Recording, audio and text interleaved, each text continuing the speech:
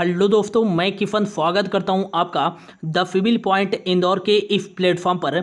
और आज की क्लास में जो है हम मध्य प्रदेश करंट अफेयर्स का पूरा डिस्कशन करने वाले हैं। इस क्लास में जो है आज हम जनवरी 2022 से लेकर अगस्त 2022 तक का मध्य प्रदेश का टॉप करंट अफेयर्स जो है डिस्कस करने वाले हैं। तो आप यदि मध्य प्रदेश के किसी भी एग्जाम में बैठ रहे हो, चाहे वो एमपीपीएससी का एग्जाम हो, चाहे एमपी व्यापम का कोई एग्जाम हो, चाहे एमपी एसआई हो, एमपी पुलिस हो, एमपी सब इंजीनियर हो, या एमपी जेल प्रहरी के एग्जाम में बैठ रहे हैं, एमपी पटवारी के एग्जाम में बैठ रहे हैं, मध्य प्रदेश के किसी भी एग्जाम में यदि आप अपेयर हो रहे हैं, उन सभी एग्जाम के लिए आज की क्लास जो है मोस्ट इंपॉर्टेंट होने वाली है। और करंट अफेयर्स विथ स्टैटिक हम पढ़ने वाले हैं। तो यदि आप लास्ट तक इस क्लास में बने रहते हैं तो निश्चित ही करंट अफेयर्स से रिलेटेड आपका एक भी क्वेश्चन नहीं छूटने वाला है। तो लास्ट तक बने रहिएगा दोस्तों। चलिए स्टार्ट करते हैं। आज का हमारा पहला करंट अफेयर्स है, हाल ही में नीति आयोग द्वारा जारी इनोवेशन इंडेक्स के तीसरे संस्करण में मध्य प्रदेश का कौन सा स्थान है। तो मोस्ट इंपॉर्टेंट क्वेश्चन है, इसको स्पेशली टिक कर लीजिएगा। तो इसका जो राइट आंसर हो जाएगा ऑप्शन सी, 13 रैंक है मध्य प्रदेश की। हाल ही में जो नीति आयोग द्वारा जारी किया गया है इनोवेशन इंडेक्स के तीसरे संस्करण में, यह जो इनोवेशन इंडेक्स जारी किया गया है ये जो है 2021 के लिए जारी किया गया है, लेकिन ये कब जारी किया गया है 2022 में। तो याद रखिएगा कि इनोवेशन इंडेक्स 2021 में जो है मध्य प्रदेश की रैंक क्या है, तो 13 रैंक है। मोस्ट इंपॉर्टेंट याद रखिएगा। और इसको किसके द्वारा जारी किया गया है, तो नीति आयोग के हाल ही में जो उपाध्यक्ष बने हैं सुमन के बेरी जी के द्वारा जो है यह इंडेक्स रिलीज किया गया है। मोस्ट इंपॉर्टेंट है, याद रखिएगा। इनोवेशन इंडेक्स क्यों जारी किया जाता है, तो केंद्र शासित प्रदेशों एवं जो है राज्यों के बीच जो है नवाचार प्रदर्शन मूल्यांकन के लिए जो है यह इंडेक्स जारी किया जाता है। नेक्स्ट याद रखिएगा कि इसमें टोटल कितने राज्य व केंद्र शासित प्रदेशों को शामिल किया गया था, तो ये जो है 17 राज्यों व केंद्र शासित प्रदेशों को शामिल किया गया था। और 17 राज्यों की श्रेणी में जो है मध्य प्रदेश की कौन सी रैंक है, 13 रैंक है। इंपॉर्टेंट है, याद रखिएगा।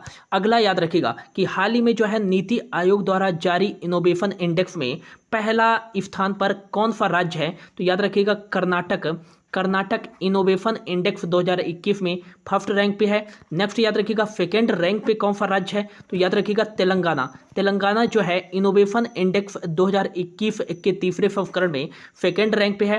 थर्ड रैंक पर कौन सा राज्य है, तो ये है हरियाणा जो है ये थर्ड रैंक पर है। मोस्ट इंपॉर्टेंट याद रखिएगा ये तीनों रैंक। और फिर आता है 13th रैंक पे है अपना मध्य प्रदेश।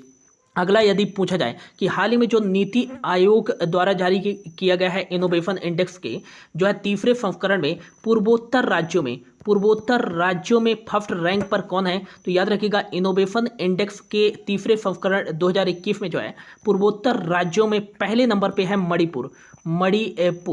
और नेक्स्ट याद रखिएगा लास्ट में है नागालैंड जो है लास्ट में है। और यदि पूछा जाए 17 राज्यों की श्रेणियों में लास्ट पे कौन सा है, तो याद रखिएगा 17th नंबर पर 17वें नंबर पर ये है छत्तीसगढ़। ये भी इंपॉर्टेंट है, याद रखिएगा।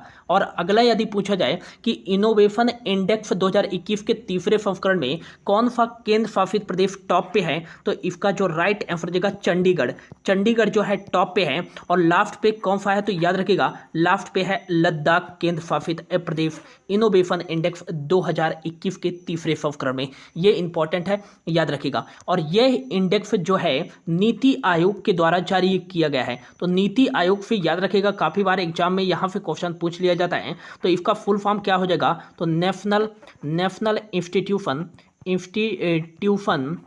फॉर ट्रांसफॉर्मिंग इंडिया जो है इफ का फुल फॉर्म हो जाएगा, याद रखिएगा, इफ का हेडक्वार्टर कहाँ स्थित है, तो इफ का हेडक्वार्टर जो स्थित है वो नई दिल्ली में स्थित है। और नीति आयोग की स्थापना कब की गई थी, तो प्लानिंग कमीशन को समाप्त करके 1 जनवरी 2015 को जो है नीति आयोग की स्थापना की गई थी। और इसके अध्यक्ष कौन होते हैं, तो भारत के जो वर्तमान में प्राइम मिनिस्टर होते हैं वही जो होते हैं नीति आयोग के अध्यक्ष होते हैं। तो भारत के वर्तमान में प्राइम मिनिस्टर कौन है, वो है नरेंद्र मोदी जी। तो इसके नीति आयोग के वर्तमान अध्यक्ष भी कौन होंगे, तो नरेंद्र मोदी जी जो हैं हाल ही में जो है नीति आयोग के वर्तमान में अध्यक्ष हैं। ये भी इंपॉर्टेंट है, याद रखिएगा। अगला याद रखिएगा कि नीति आयोग के हाल ही में उपाध्यक्ष कौन बने हैं, काफ़ी मोस्ट इंपॉर्टेंट क्वेश्चन ये बन सकता है। तो याद रखिएगा हाल ही में जो है नीति आयोग के उपाध्यक्ष बने हैं सुमन के बेरी। सुमन के बेरी जो है हाल ही में नीति आयोग के उपाध्यक्ष बने हैं। मोस्ट इंपॉर्टेंट है, याद रखिएगा, इतना नोट डाउन कीजिए। फिर बढ़ते हैं आगे की ओर। अगला याद रखिएगा, अगला आपको याद रखना है कि हाल ही में जो है नीति आयोग के सीईओ कौन बने हैं, तो याद रखिएगा परमेश्वरन जो है अय्यर हाल ही में जो है नीति आयोग के सीईओ बने हैं। इससे पहले नीति आयोग के जो सीईओ थे वो थे अमिताभ कांत थे। और हाल ही में जो है अमिताभ कांत जी को जो है G20 में भारत के फेरफा के रूप में नियुक्त कर दिया गया है। अगला यदि पूछा जाए कि नीति आयोग के पहले सीईओ कौन थे, तो याद रखिएगा काफ़ी बार एग्जाम में पूछा गया है। तो सिंधु श्री खुल्लर जो थे नीति आयोग के पहले जो थे सीईओ थे। यदि पूछा जाए नीति आयोग के पहले उपाध्यक्ष कौन थे, तो ये याद रखिएगा कि अरविंद पनगड़िया जो थे ये नीति आयोग के पहले उपाध्यक्ष थे। तो इतना जो है आपको याद रखना है। बढ़ते हैं अगले क्वेश्चन की ओर। अगला जो क्वेश्चन है, हाल ही में दखल गौरव सम्मान 2022 में किसको सम्मानित किया गया है, तो इसका जो राइट आंसर होगा ऑप्शन ए केशव पांडे जो हैं ये मध्य प्रदेश की राजधानी भोपाल से बिलोंग करते हैं। और हाल ही में इन्हें ही जो है मध्य प्रदेश के जो है राज्य गृह मंत्री जो है नरोत्तम जो है मिश्रा जी के द्वारा जो है इनको केशव पांडे जी को जो है दखल गौरव सम्मान 2022 से सम्मानित किया गया है। और इन्हें किस क्षेत्र के लिए दिया गया है, तो पत्रकारिता क्षेत्र के लिए दिया गया है। मोस्ट इंपॉर्टेंट, याद रखिएगा। और केशव पांडे जो हैं पत्रकार हैं और साथ ही साथ यह एक समाज सेवी भी हैं, याद रखिएगा, इंपॉर्टेंट है। तो याद रखिएगा दखल गौरव सम्मान 2022 से किसको सम्मानित किया गया है, तो भोपाल के केशव पांडे को सम्मानित किया गया है। ये इंपॉर्टेंट क्वेश्चन है, याद रखिएगा। अगला क्वेश्चन है, हाल ही में कौन सा जिला हर घर नल कनेक्शन प्रदान करने वाला देश का पहला जिला बन गया है, तो इसका जो राइट आंसर होगा ऑप्शन बी मध्य प्रदेश का जो बुरहानपुर जिला है वो अपने 254 गांवों में जो है नल कनेक्शन के माध्यम से जो है पानी की आपूर्ति, पीने योग्य पानी की आपूर्ति करने वाला जो है भारत का पहला जिला बन गया है। मोस्ट इंपॉर्टेंट क्वेश्चन, इसको स्पेशली टिक कर लीजिएगा कि हाल ही में जो है मध्य प्रदेश का बुरहानपुर जिला जो है हर घर जल प्रमाणित भारत का पहला जिला बन गया है। इंपॉर्टेंट है, याद रखिएगा, बुरहानपुर ऑप्शन बी इसका राइट आंसर होगा। यदि पूछा जाए कि हर घर जल प्रमाणित भारत का पहला राज्य कौन सा बना है, पहला जिला तो बुरहानपुर बन गया, लेकिन राज्य पूछे तो ये बना है गोवा। नल कनेक्शन के माध्यम से राज्य के सभी घरों में जो है पीने योग्य पानी की आपूर्ति करने वाला जो है पहला भारतीय राज्य बन गया है, कौन सा, गोवा। और यदि पूछा जाए कि पहला केंद्र शासित प्रदेश कौन सा बना है, पहला केंद्र शासित प्रदेश कौन सा बना है कि जो है हर घर जल प्रमाणित भारत का पहला केंद्र शासित प्रदेश, ये बना है दादरा नागर हवेली दमन एंड दीव जो है हर घर जल प्रमाणित भारत का पहला केंद्र शासित प्रदेश बन गया है।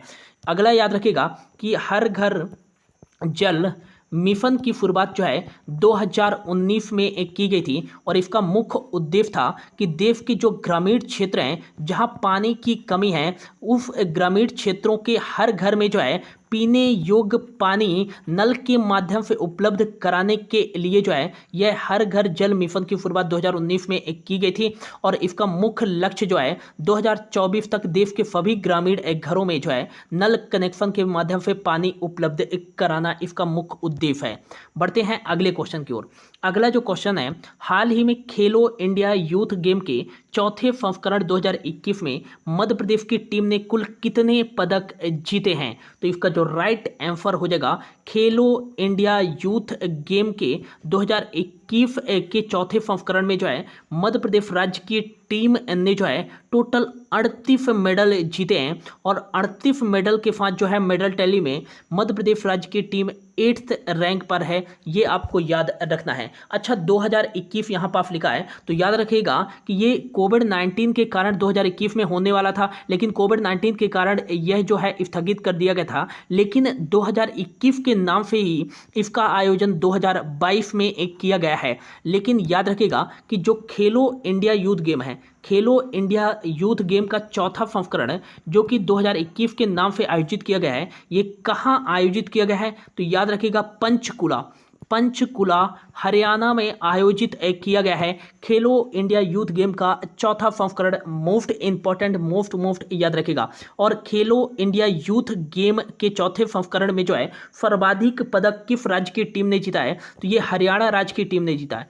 हरियाणा राज्य की टीम ने जीता है टोटल 135 मेडल के साथ जो है खेलो इंडिया यूथ गेम के चौथे संस्करण में टॉप पे रहा।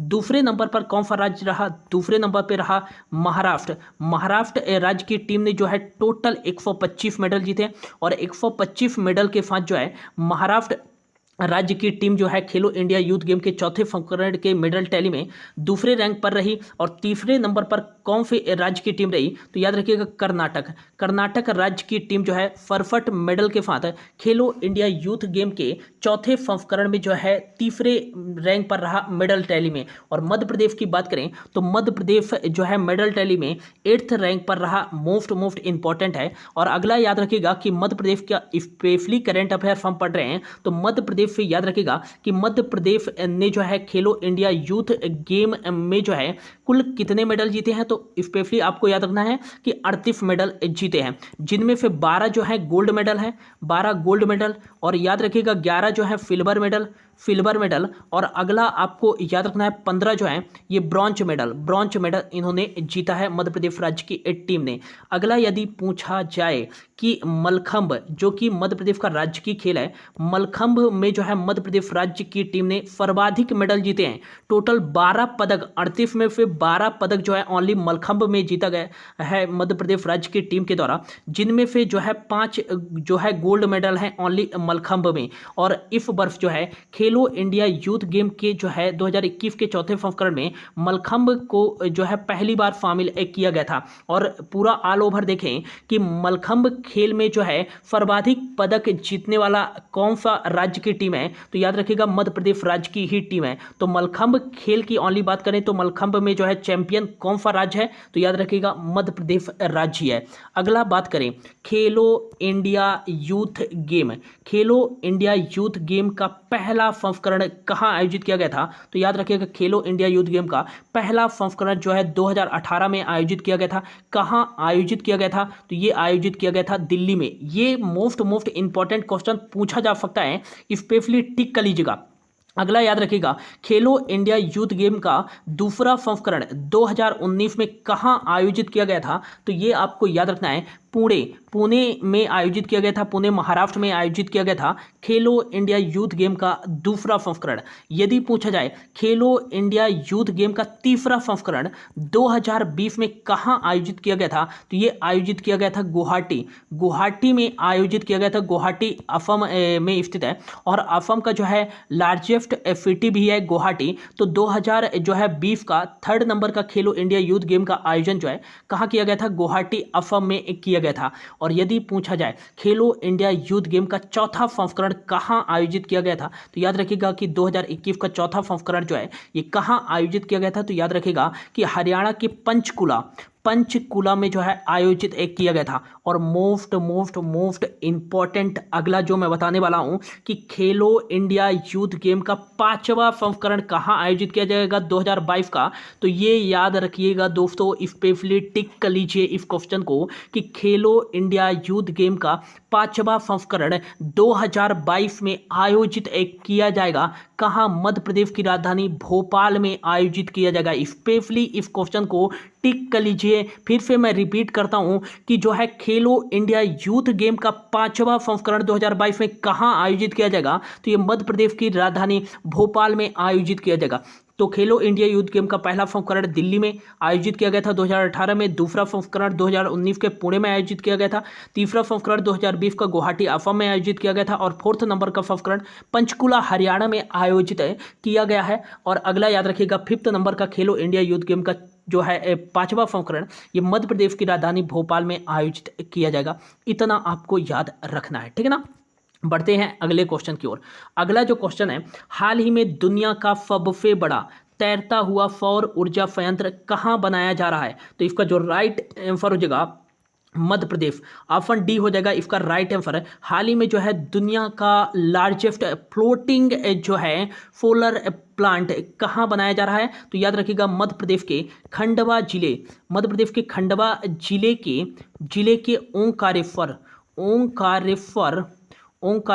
डैम में जो है विश्व का सबसे बड़ा जो है फ्लोटिंग जो है सोलर एनर्जी प्लांट बनाया जा रहा है। मोस्ट इंपॉर्टेंट, और ये क्वेश्चन जो है MPPSC प्री के 2022 के एग्जाम में भी पूछा जा चुका है। ये इंपॉर्टेंट है, याद रखिएगा।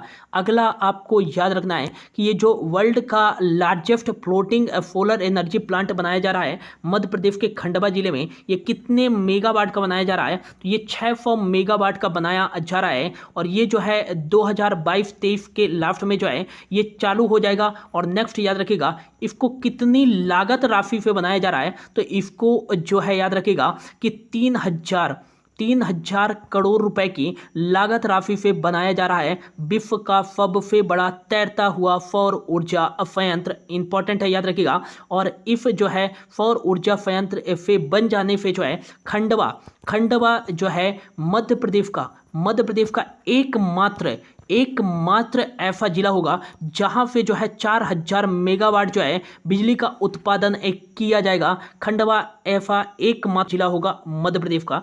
ये इंपॉर्टेंट है, याद रखिएगा, ठीक है ना। बढ़ते हैं अगले क्वेश्चन की ओर। अगला जो क्वेश्चन है, हाल ही में भारत के पहले जियो पार्क की स्थापना कहाँ की जाएगी, तो इसका जो राइट आंसर होगा जबलपुर से दूर 20 किलोमीटर दूर जो है लेमहेटा गांव है। लेमहेटा गांव जो कि नर्मदा नदी के तट पर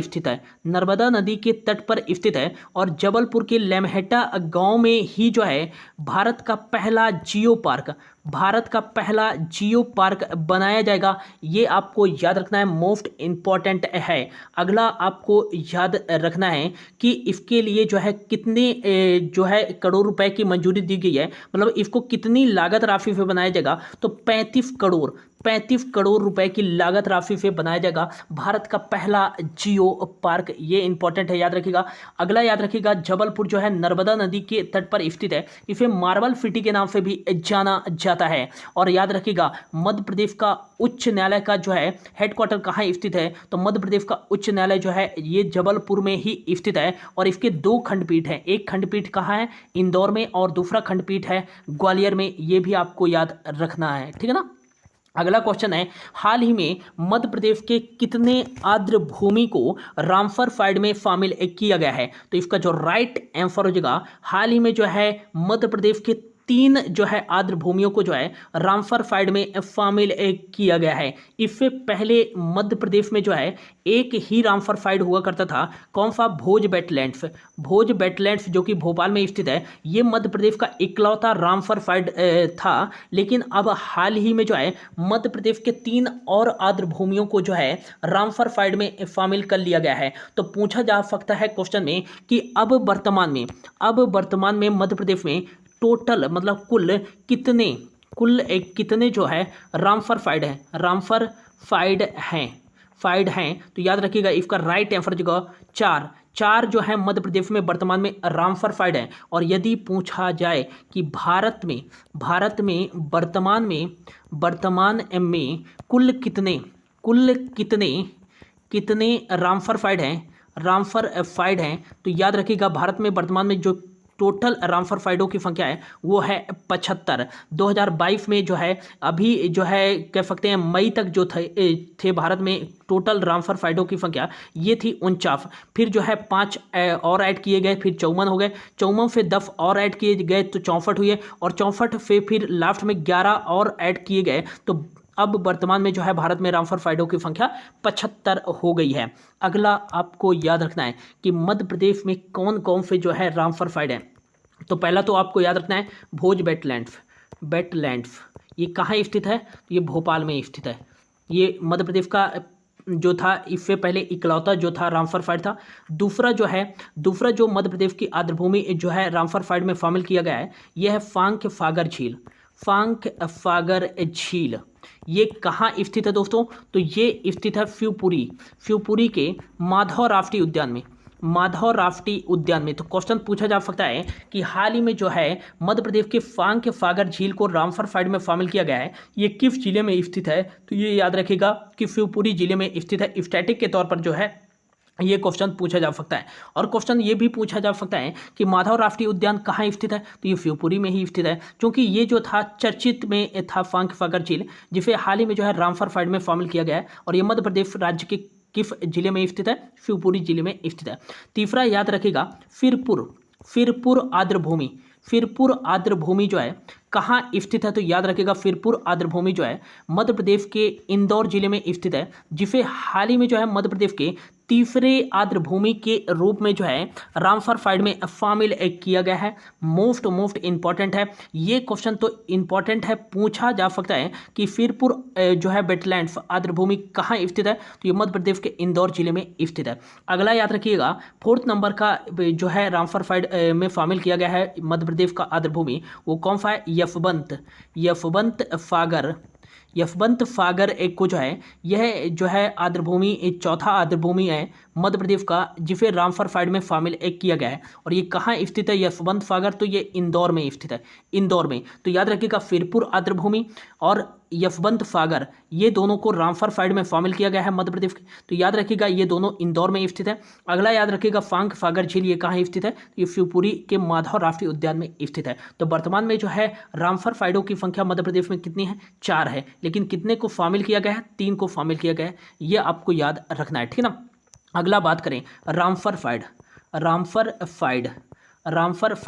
ये रामसर फाइड क्यों कहा जाता है, क्योंकि ये कन्वेंशन ऑफ वेटलैंड्स आर्द्रभूमियों पर एक सम्मेलन हुआ था। और यह सम्मेलन कहाँ हुआ था, तो याद रखिएगा ईरान के एक शहर का नाम है रामसर में ही जो है यह सम्मेलन हुआ था, इसीलिए इसे रामसर कन्वेंशन के नाम से जाना जाता है। और ये सम्मेलन पर हस्ताक्षर कब किया गया था, तो याद रखिएगा 2 फरवरी 1971 को जो है इस सम्मेलन पर हस्ताक्षर किया था देशों ने, संयुक्त राष्ट्र ने भी। तो याद रखिएगा 2 फरवरी को एक डे भी बनाया जाता है, कौन सा, विश्व आर्द्रभूमि दिवस। ये भी क्वेश्चन स्टैटिक के तौर पर जो है आपके एग्जाम में पूछा जा सकता है। तो विश्व आर्द्रभूमि दिवस जो है ये 2 फरवरी को बनाया जाता है हर वर्ष, कह सकते हैं वर्ल्ड वेटलैंड्स डे। इसी दिन जो है 2 फरवरी को जो है रामसर कन्वेंशन पर हस्ताक्षर किया था कई देशों ने। नेक्स्ट याद रखिएगा कि भारत ने पहली बार जो है रामसर कन्वेंशन में हस्ताक्षर कब किया था,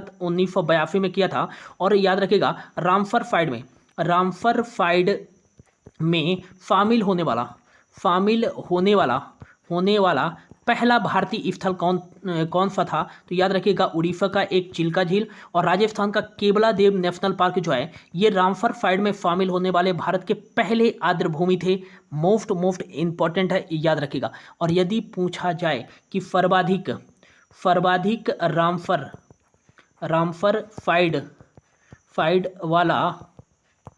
फाइड वाला भारतीय राज्य कौन सा है, तो ये आपको याद रखना है कि सर्वाधिक रामसर फाइट वाला भारतीय राज्य जो है ये अब वर्तमान में हो गया है तमिलनाडु। इससे पहले कौन सा था? तो सर्वाधिक रामसर फाइट वाला जो है भारतीय राज्य कौन सा था इससे पहले? तो उत्तर प्रदेश।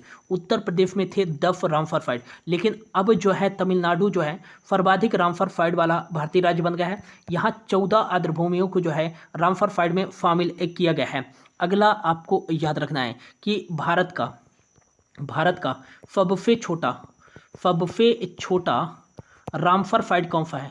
रामसर फाइट कौन सा है? तो ये याद रखिएगा, भारत का सबसे छोटा जो रामसर फाइट है ये कौन सा है? तो ये इंपॉर्टेंट है, याद रखिएगा, रेणुका आर्द्रभूमि, ये जो है भारत का सबसे छोटा रामसर फाइट है। और भारत का सबसे बड़ा रामसर फाइट कौन सा है? सबसे बड़ा रामसर फाइट कौन सा है? तो ये आपको याद रखना है कि पश्चिम बंगाल का जो सुंदरबन आर्द्रभूमि है, ये याद रखिएगा भारत का सबसे बड़ा जो है रामसर फाइट है। ये भी इंपॉर्टेंट है, याद रखिएगा, ठीक है ना। बढ़ते हैं अगले क्वेश्चन की ओर। अगला जो क्वेश्चन है, हाल ही में मध्य प्रदेश के कितने व्यक्तियों को पद्म श्री पुरस्कार से सम्मानित किया गया है? तो इसका जो राइट आंसर हो जाएगा, हाल ही में मध्य प्रदेश के 5 व्यक्तियों को, मोस्ट इंपॉर्टेंट है ये क्वेश्चन। यहाँ पे एमपीपीएससी में 2 से 3 क्वेश्चन पूछे गए थे, तो आपके एग्जाम में भी यहाँ से क्वेश्चन पूछा जा सकता है, ठीक है ना। तो हाल ही में जो है मध्य प्रदेश के कितने व्यक्तियों को पद्मश्री पुरस्कार से सम्मानित किया गया है? तो 5 व्यक्तियों को जो है मध्य प्रदेश के जो है पद्मश्री पुरस्कार से सम्मानित किया गया है। पद्मश्री पुरस्कार की बात करें तो ये भारत का चौथा सबसे बड़ा जो है नागरिक सम्मान है, याद रखिएगा। भारत का जो सर्वोच्च नागरिक सम्मान होता है वो होता है भारत रत्न। ये काफ़ी बार जो है क्रम में लगाने के लिए आ जाता है। और भारत का दूसरा जो सर्वोच्च नागरिक सम्मान होता है वो होता है पद्म विभूषण, याद रखिएगा, भारत का दूसरा सर्वोच्च नागरिक सम्मान है।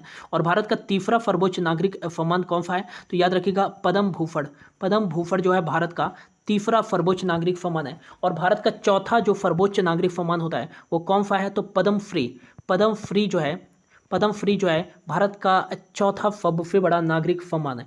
इस वर्ष 2022 में जो है टोटल 128 लोगों को पद्म पुरस्कार से सम्मानित किया गया है, ये आपको याद रखना है।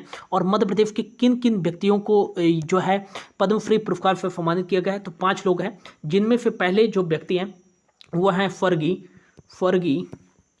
स्वर्गीय याद रखिएगा डॉक्टर नरेंद्र प्रसाद मिश्रा। ये मध्य प्रदेश के किस जिले से बिलोंग करते हैं? तो मध्य प्रदेश की राजधानी भोपाल से बिलोंग करते हैं, याद रखिएगा। और डॉक्टर जो है नरेंद्र प्रसाद मिश्रा को हाल ही में जो है 2022 में पद्मश्री पुरस्कार से सम्मानित किया गया। किस क्षेत्र के लिए?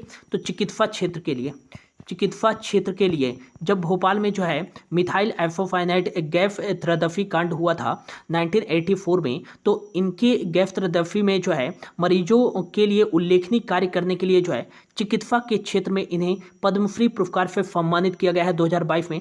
डॉक्टर नरेंद्र प्रसाद मिश्रा को, ये भोपाल से बिलोंग करते हैं, ये याद रखिएगा। और ये स्वर्गीय मतलब कि मरणोपरांत इनको प्रदान किया गया है। दूसरे नंबर पर याद रखिएगा, ये पहला नोट डाउन कर लीजिएगा। दूसरे नंबर पर याद रखिएगा अर्जुन सिंह धुर्वे को जो है कला के क्षेत्र में इन्हें जो है पद्मश्री पुरस्कार से सम्मानित किया गया है। पद्मश्री पुरस्कार से सम्मानित किया गया है। अगला तीसरा याद रखिएगा, तीसरे कौन है? तो तीसरे याद रखिएगा अवध किशोर एक को जो है याद रखिएगा साहित्य एवं शिक्षा के क्षेत्र के लिए जो है इन्हें पद्मश्री पुरस्कार से सम्मानित किया गया है। इनका नाम दे दिया जाएगा क्वेश्चन में और इनसे पूछा जाएगा कि अवध किशोर किससे संबंधित है, तो साहित्य से संबंधित है या तो शिक्षा, दोनों दे सकता है, ठीक है ना। इस तरह से क्वेश्चन आपके एग्जाम में पूछा जाता है, ठीक है ना। अगला चौथा याद रखिएगा मोस्ट इम्पॉर्टेंट दुर्गाबाई व्यास, मोस्ट इम्पॉर्टेंट याद रखिएगा। इन्हें जो है अंतर्राष्ट्रीय स्तर पर गौड़ जो है चित्रकला को प्रदर्शित करने के लिए जो है इन्हें पद्मश्री पुरस्कार से सम्मानित किया गया है कला के क्षेत्र में।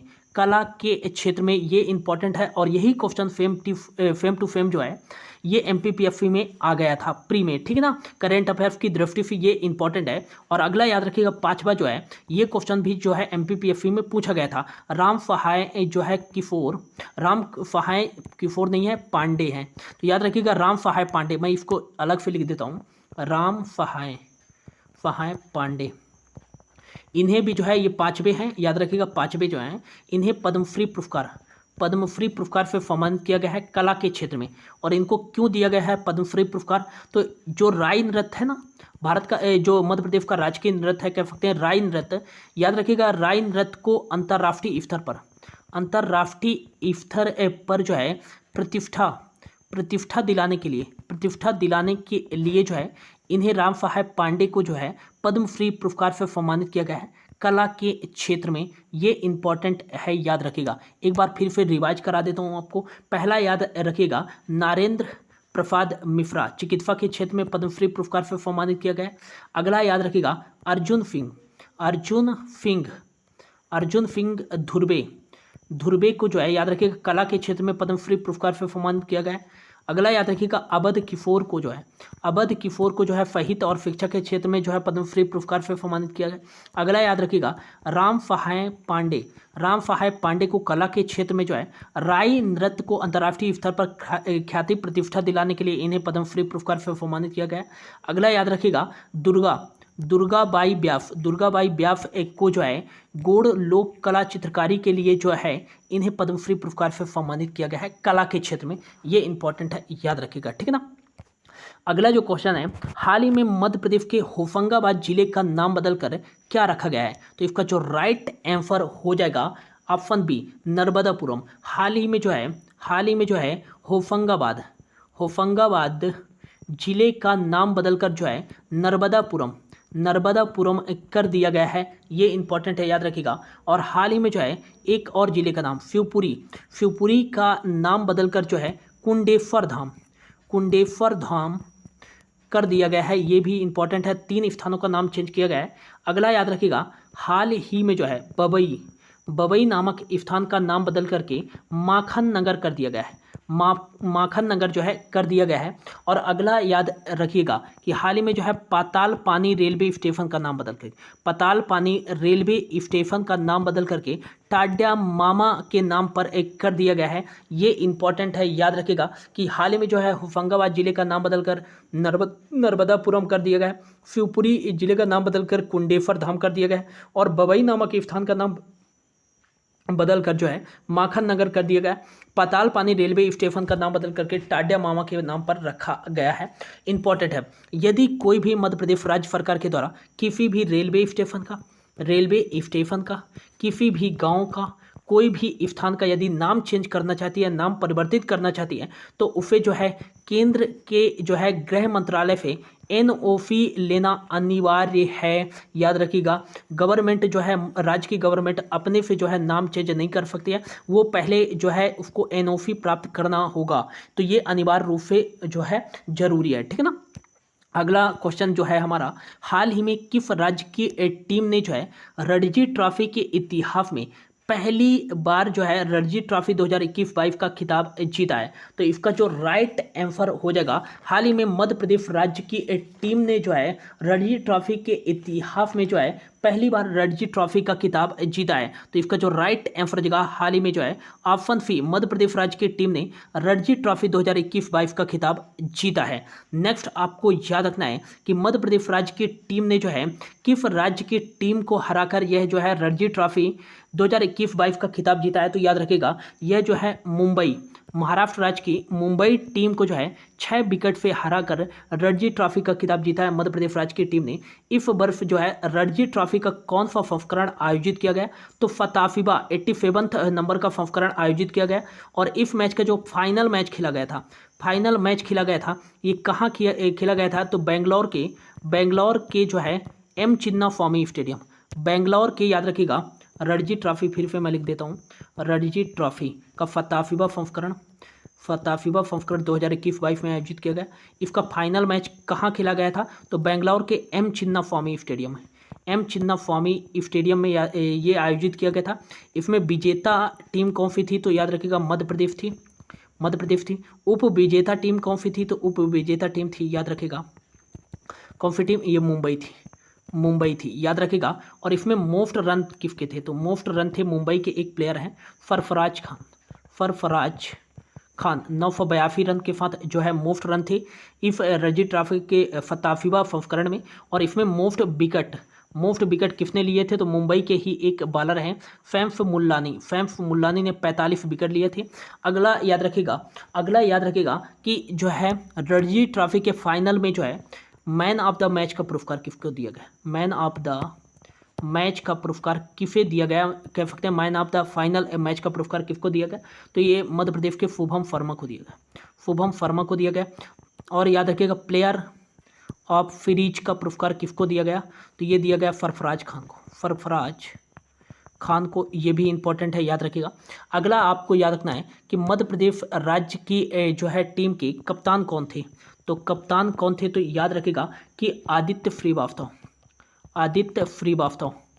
और साथ ही साथ जो है आदित्य श्रीवास्तव जो है मध्य प्रदेश को रणजी ट्रॉफी का खिताब जिताने वाले मध्य प्रदेश के पहले कप्तान बन गए हैं, पहले कप्तान बन गए हैं, याद रखिएगा। ये इंपॉर्टेंट है। क्वेश्चन कैसे पूछेगा कि आदित्य श्रीवास्तव का संबंध किस खेल से है? किस खेल से है? तो याद रखिएगा क्रिकेट से है, क्रिकेट से। या क्वेश्चन इस तरह से पूछा जा सकता है कि जो है मध्य प्रदेश को जो है रणजी ट्रॉफी के इतिहास में रणजी ट्रॉफी का जो है खिताब जिताने वाले पहले कप्तान कौन बने हैं मध्य प्रदेश के? तो ये आदित्य श्रीवास्तव ही बने हैं, याद रखिएगा। मध्य प्रदेश राज्य टीम के कोच कौन थे? कोच याद रखिएगा ये थे चंद्रकांत, याद रखिएगा पंडित, जिन्होंने जो है 1988 के मध्य प्रदेश रणजी ट्रॉफी के फाइनल में पहुंचा था। इसमें इन्होंने जो है मध्य प्रदेश राज्य की टीम का नेतृत्व किया था। इंपॉर्टेंट है, याद रखिएगा। अगला आपको क्या याद रखना है? अगला आपको याद रखना है कि रणजी ट्रॉफी किस खेल से संबंधित है? क्रिकेट से, आपको पता है। लेकिन यदि पूछा जाए दिलीप ट्रॉफी का संबंध किस खेल से है? तो क्रिकेट से ही है। ईरानी ट्रॉफी का संबंध किससे है? ईरानी ट्रॉफी का संबंध किससे है? तो क्रिकेट से ही है। अगला याद रखिएगा देवधर ट्रॉफी का संबंध किससे है? तो याद रखिएगा क्रिकेट से ही है। सीके नायडू ट्रॉफी का संबंध किससे है? तो ये क्रिकेट से ही है। जीडी बिड़ला ट्रॉफी का संबंध किससे है? तो ये क्रिकेट से ही है। और एक याद रखिएगा most important, Vijay Hazare trophy 2021-22 का खिताब किसने जीता है? तो ये जीता है हिमाचल प्रदेश की टीम ने जो है किसको हराकर? तमिलनाडु राज्य की टीम को हराकर 2021-22 का खिताब जीता है विजय हजारे ट्रॉफी का। और विजय हजारे ट्रॉफी भी किस खेल से संबंधित है? क्रिकेट से ही संबंधित है। तो ये आपको याद रखना है, ठीक है ना। बढ़ते हैं अगले क्वेश्चन की ओर। अगला क्वेश्चन है, हाल ही में भारत ने मध्य प्रदेश के कूनो राष्ट्रीय उद्यान में चीतों को लाने के लिए किस देश के साथ समझौता किया है? तो इसका जो राइट आंसर देगा, हाल ही में भारत सरकार ने जो है मध्य प्रदेश के कूनो राष्ट्रीय उद्यान में चीतों को लाने के लिए जो है अफ्रीकी देश नामीबिया के साथ जो है समझौता किया है। ये इंपॉर्टेंट है, याद रखिएगा। नामीबिया के साथ समझौता किया गया है। तो नामीबिया की जो राजधानी है वो है विंडहॉक यहाँ की राजधानी है। और याद रखिएगा यहाँ रेंट जो है कैरेंफी चलती है। अगला यदि पूछा जाए कि कूनो राष्ट्रीय उद्यान कहाँ स्थित है? तो ये मध्य प्रदेश के जो है श्योपुर और मुरैना जिले में विस्तारित है। ये कूनो राष्ट्रीय उद्यान काफ़ी चर्चा में रहा है। और ये क्वेश्चन पूछा जा सकता है कि कूनो राष्ट्रीय उद्यान मध्य प्रदेश के किस जिले में स्थित है? तो आपको जो है श्योपुर और मुरैना में स्थित है। लेकिन यदि ऑप्शन पे एक ही रहे, या तो श्योपुर रहे या तो मुरैना, श्योपुर नहीं है तो मुरैना पे टिक करना है। लेकिन यदि श्योपुर और मुरैना दोनों है तो आपको प्रेफरेंस किस में देनी है? श्योपुर में देना है, ठीक है ना। क्योंकि इसका जो ज़्यादातर विस्तार है वो श्योपुर जिले में ही है। इसलिए यदि ऑप्शन पे दोनों रहे श्योपुर और मुरैना तो आपको श्योपुर पर टिक करना है, ठीक है ना। बढ़ते हैं अगले क्वेश्चन की ओर। अगला जो क्वेश्चन है, हाल ही में NFFA कह सकते हैं कि नेशनल फूड सिक्योरिटी एक्ट राज्यों की रैंकिंग के पहले संस्करण में मध्य प्रदेश पूरे देश में कौन से स्थान पर है? मोस्ट इंपॉर्टेंट एक क्वेश्चन है, स्पेशली टिक कर लीजिएगा। तो इसका जो राइट आंसर हो जाएगा option C, option C is right answer. 5th number पर जो है मध्य प्रदेश है। नेशनल फूड सिक्योरिटी एक्ट राज्यों की इस रैंकिंग के सूचकांक पर सबसे पहले याद रखिएगा कि यह जो रैंकिंग है नेशनल फूड सिक्योरिटी एक्ट जो है स्टेट रैंकिंग का पहला संस्करण 2022 में जारी किया गया। किसके द्वारा जारी किया गया है? तो केंद्रीय खाद्य उपभोक्ता एवं सार्वजनिक वितरण मंत्री पीयूष गोयल जी के द्वारा जो है यह NFFA राज्यों की रैंकिंग के पहले संस्करण जारी की गई है। और इसमें पूरे देश में जो है मध्य प्रदेश की रैंकिंग जो है ऑप्शन सी 6वीं रैंकिंग है मध्य प्रदेश की, याद रखिएगा। अगला याद रखिएगा कि NFFA के स्टेट रैंकिंग में पहले स्थान पर कौन सा है राज्य है? तो याद रखिएगा उड़ीसा जो है पहले नंबर पे है। दूसरे नंबर पे है उत्तर प्रदेश दूसरे नंबर पे है। तीसरे नंबर पे कौन सा राज्य है? तो तीसरे नंबर पे याद रखिएगा तीसरे नंबर पे है आंध्र प्रदेश। अगला याद रखिएगा विशेष राज्यों की श्रेणी में पहले नंबर पर कौन सा है? तो पहले नंबर पे है त्रिपुरा। दूसरे नंबर पर कौन सा है? तो दूसरे नंबर पे है हिमाचल प्रदेश। तीसरे नंबर पे कौन सा राज्य है? तो तीसरे नंबर पे है, याद रखिएगा, सिक्किम जो है तीसरे नंबर पे है। इंपॉर्टेंट है, याद रखिएगा। तो याद रखिएगा कि नेशनल फूड सिक्योरिटी एक्ट के स्टेट रैंकिंग में पहले नंबर पर जो था उड़ीसा ओवरऑल में, और उत्तर प्रदेश दूसरे नंबर पर, तीसरे नंबर पे आंध्र प्रदेश, और विशेष राज्यों की श्रेणी में त्रिपुरा फर्स्ट पे है, हिमाचल प्रदेश सेकंड पे, और तीसरे नंबर पे है सिक्किम, याद रखिएगा। अगला याद रखिएगा कि केंद्र शासित प्रदेशों में फर्स्ट रैंक पर कौन सा जो है केंद्र शासित प्रदेश है? तो ये है, याद रखिएगा, दादरा नागर हवेली। ये भी इंपॉर्टेंट है, याद रखना है आपको, ठीक है ना। बढ़ते हैं अगले क्वेश्चन की ओर। अगला जो क्वेश्चन है, हाल ही में किस राज्य सरकार ने उत्कृष्ट अधिकारियों व पुलिस कर्मियों के लिए रुस्तम जी अवार्ड प्रदान करने का निर्णय लिया गया है? तो इसका जो राइट आंसर हो जाएगा हाल ही में जो है ऑप्शन बी, मध्य प्रदेश राज्य सरकार के द्वारा राज्य के उत्कृष्ट अधिकारियों एवं पुलिस कर्मचारियों को जो है आतंकवाद गतिविधियों में जो है उत्कृष्ट कार्य करने पर, या कह सकते हैं नक्सल विरोधी अभियानों में जो है उत्कृष्ट कार्य करने पर, या देश के अंतर्गत कोई भी आपदा आ जाती है उसमें उत्कृष्ट कार्य करने पर, देश की गंभीर जो है परिस्थितियों में उत्कृष्ट कार्य करने पर जो है मध्य प्रदेश राज्य सरकार ने जो है ऐसे पुलिस कर्मचारियों को जो है रुस्तम जी अवार्ड प्रदान करने का निर्णय लिया है। इंपॉर्टेंट है, याद रखिएगा।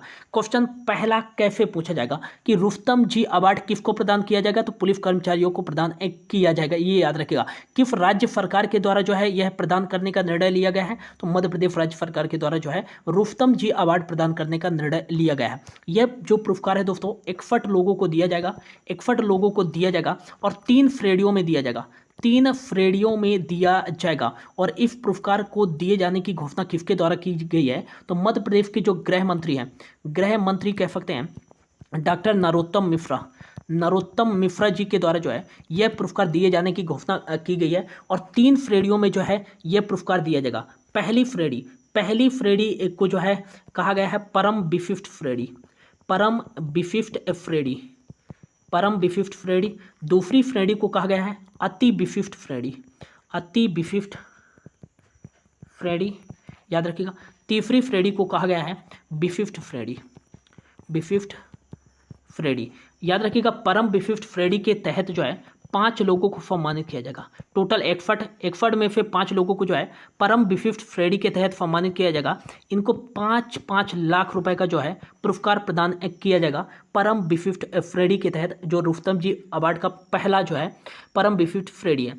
दूसरा जो है अति विशिष्ट श्रेणी के तहत जो है 6 लोगों को सम्मानित किया जाएगा और इनको जो है 2 लाख रुपए से पुरस्कृत किया जाएगा। और तीसरी जो श्रेणी है विशिष्ट श्रेणी के तहत जो है 50 लोगों को सम्मानित किया जाएगा 50,000 रुपए की पुरस्कार राशि के साथ। तो टोटल क्वेश्चन कैसे बनेगा कि रुस्तम जी अवार्ड के तहत कितने लोगों को सम्मानित किया जाएगा, तो याद रखिएगा कि 61 लोगों को सम्मानित किया जाएगा। रुस्तम जी अवार्ड के पहले श्रेणी में कितने लाख रुपए की पुरस्कार दिया जाएगा, 5 लाख रुपए का। कितने लोगों को सम्मानित किया जाएगा पहली श्रेणी के तहत, 5 लोगों को। रुस्तम जी अवार्ड के दूसरी श्रेणी के तहत कितने लोगों को सम्मानित किया जाएगा, 6 लोगों को। दूसरी श्रेणी के तहत कितना पुरस्कार दिया जाएगा, तो 2 लाख रुपए का दिया जाएगा। और जो है रुस्तम जी अवार्ड के तीसरी श्रेणी के तहत कितने लोगों को सम्मानित किया जाएगा, 50 लोगों को। कितने रुपए का जो है पुरस्कार दिया जाएगा, तो 50,000 रुपए का प्रत्येक व्यक्ति को पुरस्कार दिया जाएगा। तो ये इंपॉर्टेंट है, याद रखिएगा। और इसकी घोषणा जो है राज्य के गृह मंत्री नरोत्तम मिश्रा जी के द्वारा की गई है। ठीक है ना। बढ़ते हैं अगले क्वेश्चन की ओर। अगला जो क्वेश्चन है, हाल ही में मध्य प्रदेश के किस शहर में विश्व स्तरीय हार्निया सम्मेलन का आयोजन किया गया है, तो ये इंपॉर्टेंट है, याद रखिएगा कि हाल ही में जो है मध्य प्रदेश के भोपाल के जाहनुमा पैलेस में जो है विश्व स्तरीय हार्निया सम्मेलन का आयोजन किया गया है। और इसमें देश भर के जो है 500 चिकित्सा छात्र शामिल हुए थे। और इसमें मुख्य यह याद रखिएगा, इसमें इंपॉर्टेंट है, याद रखिएगा कि इसमें अहमदाबाद याद रखिएगा कि अहमदाबाद के चिकित्सकों द्वारा रोबोट से जो है ऑपरेशन किए जाने का लाइव प्रसारण भी किया गया। इंपॉर्टेंट है, याद रखिएगा। और एक मोस्ट इंपॉर्टेंट याद रखिएगा कि हाल ही में जो है मध्य प्रदेश के जो है चिकित्सा मंत्री, मध्य प्रदेश के, याद रखिएगा कि चिकित्सा मंत्री कौन है, तो कैलाश विश्वास सारंग जी के द्वारा जो है मेडिकल कॉलेज फेयरिंग मिशन की शुरुआत की गई है, याद रखिएगा। इसी में विश्व स्तरीय हार्निया सम्मेलन में। और मोस्ट इंपॉर्टेंट याद रखिएगा कि मेडिकल कॉलेज फेयरिंग मिशन की शुरुआत करने वाला पहला भारतीय राज्य कौन सा है, तो ये मध्य प्रदेश ही है। मेडिकल कॉलेज फेयरिंग मिशन की शुरुआत करने वाला, ये भी क्वेश्चन बन सकता है, ठीक है ना, आपके एग्जाम में। अगला जो क्वेश्चन है, हाल ही में किस राज्य ने 68वें जो है राष्ट्रीय फिल्म पुरस्कार 2020 में मोस्ट फिल्म फ्रेंडली स्टेट का अवार्ड जीता है, तो इसका जो राइट आंसर होगा ऑप्शन ए, अपना राज्य मध्य प्रदेश ने जो है 68वें जो है राष्ट्रीय फिल्म पुरस्कार 2020 में जो है मोस्ट फिल्म फ्रेंडली स्टेट का अवार्ड जीता है। और यह जो है मध्य प्रदेश का दूसरा अवार्ड है। इससे पहले जो है मध्य प्रदेश राज्य ने जो है 2017 में जो है मोस्ट फिल्म फ्रेंडली स्टेट का जो है अवार्ड जीता था। अब दूसरी बार जो है 2020 के 68वें राष्ट्रीय फिल्म पुरस्कार में जो है मोस्ट फिल्म फ्रेंडली स्टेट का अवार्ड जीता है मध्य प्रदेश राज्य ने, याद रखिएगा। ये 2020 का जो राष्ट्रीय फिल्म पुरस्कार 2020 के नाम से 2022 में प्रदान किया गया है, ये आपको याद रखना है, ठीक है ना। अगला याद रखिएगा कि हाल ही में जो है 67वें नंबर का जो है फिल्म फेयर पुरस्कारों की घोषणा की गई है। और 57वें नंबर के फिल्म फेयर जो है अवार्ड में बेस्ट फिल्म का अवार्ड किसको दिया गया है, तो ये फेयर फा मूवी को दिया गया है, याद रखिएगा। और याद रखिएगा कि बेस्ट फिल्म का जो है अवार्ड क्रिटिक्स कैटेगरी में किसको दिया गया है, तो ये सरदार उधम को दिया गया है, ये याद रखिएगा। और इसे पॉपुलर कैटेगरी में दिया गया है फेरफा को। अगला याद रखिएगा बेस्ट एक्टर का अवार्ड किसे दिया गया है, तो बेस्ट एक्टर का अवार्ड दिया गया है रणबीर सिंह को जो है 67वें फिल्म फेयर अवार्ड में। इंपॉर्टेंट है, पूछा जा सकता है। और ये कपिल देव की जो मूवी इन्होंने बनाई थी 83 मूवी के लिए दिया गया है। अगला आपको याद रखना है कि बेस्ट एक्ट्रेस का अवार्ड किसको दिया गया है, तो बेस्ट एक्ट्रेस का अवार्ड किसको दिया गया है, तो याद रखिएगा कृति सेनन को जो है बेस्ट एक्ट्रेस का अवार्ड दिया गया है। अगला आपको याद रखना है कि मोस्ट टाइटल किस फिल्म ने जीता है, तो 7 टाइटल जीता है फेरफा मूवी ने। बेस्ट डायरेक्टर का अवार्ड किसको दिया गया है, बेस्ट डायरेक्टर का अवार्ड दिया गया है फेरफा मूवी जिन्होंने डायरेक्ट की थी विष्णु वर्धन को दिया गया है बेस्ट डायरेक्टर का अवार्ड।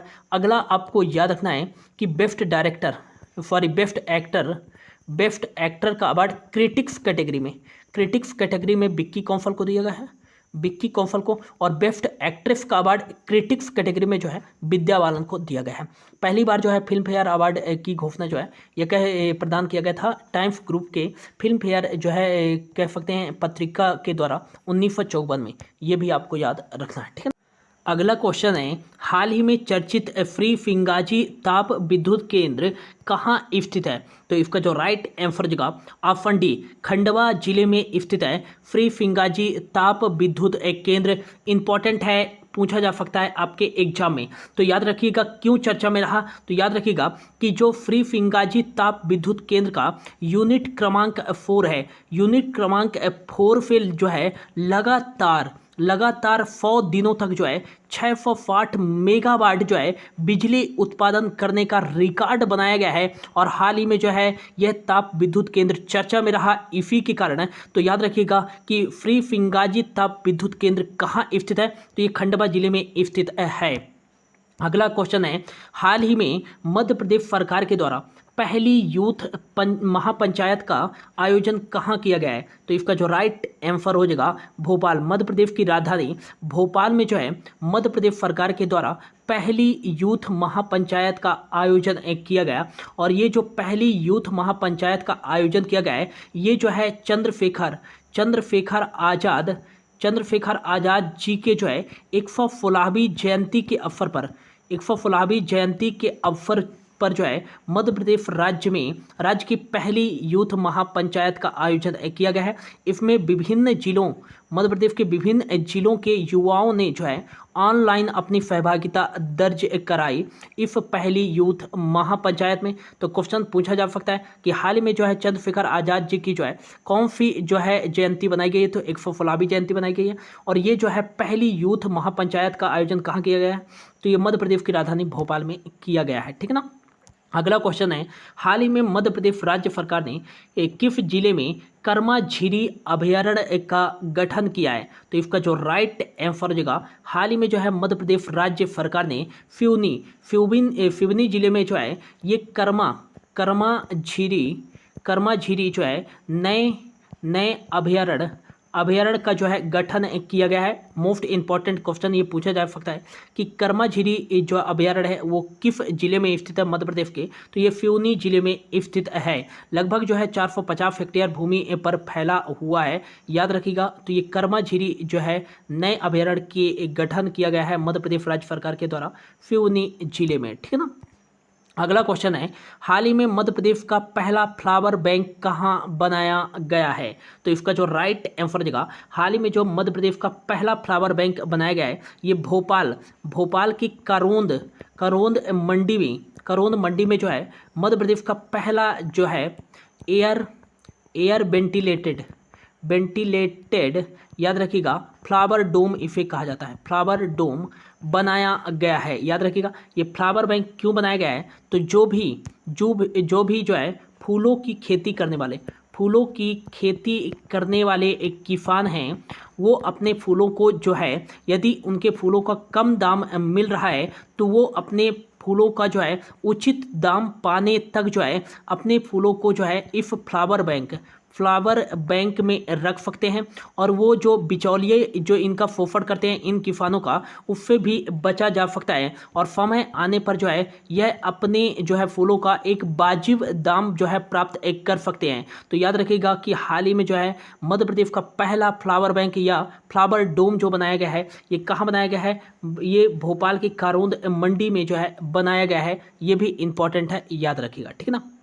अगला क्वेश्चन है, हाल ही में मध्य प्रदेश के किस शहर को ईट राइट चैलेंज प्रतियोगिता में पहला स्थान मिला है? तो इसका जो राइट आंसर देगा ऑप्शन ए, हाल ही में जो है मिनी मुंबई के नाम से विख्यात है इंदौर, जो कि मध्य प्रदेश की इकोनॉमिक कैपिटल है। इंदौर को जो है हाल ही में केंद्रीय जो है स्वास्थ्य मंत्री मनसुख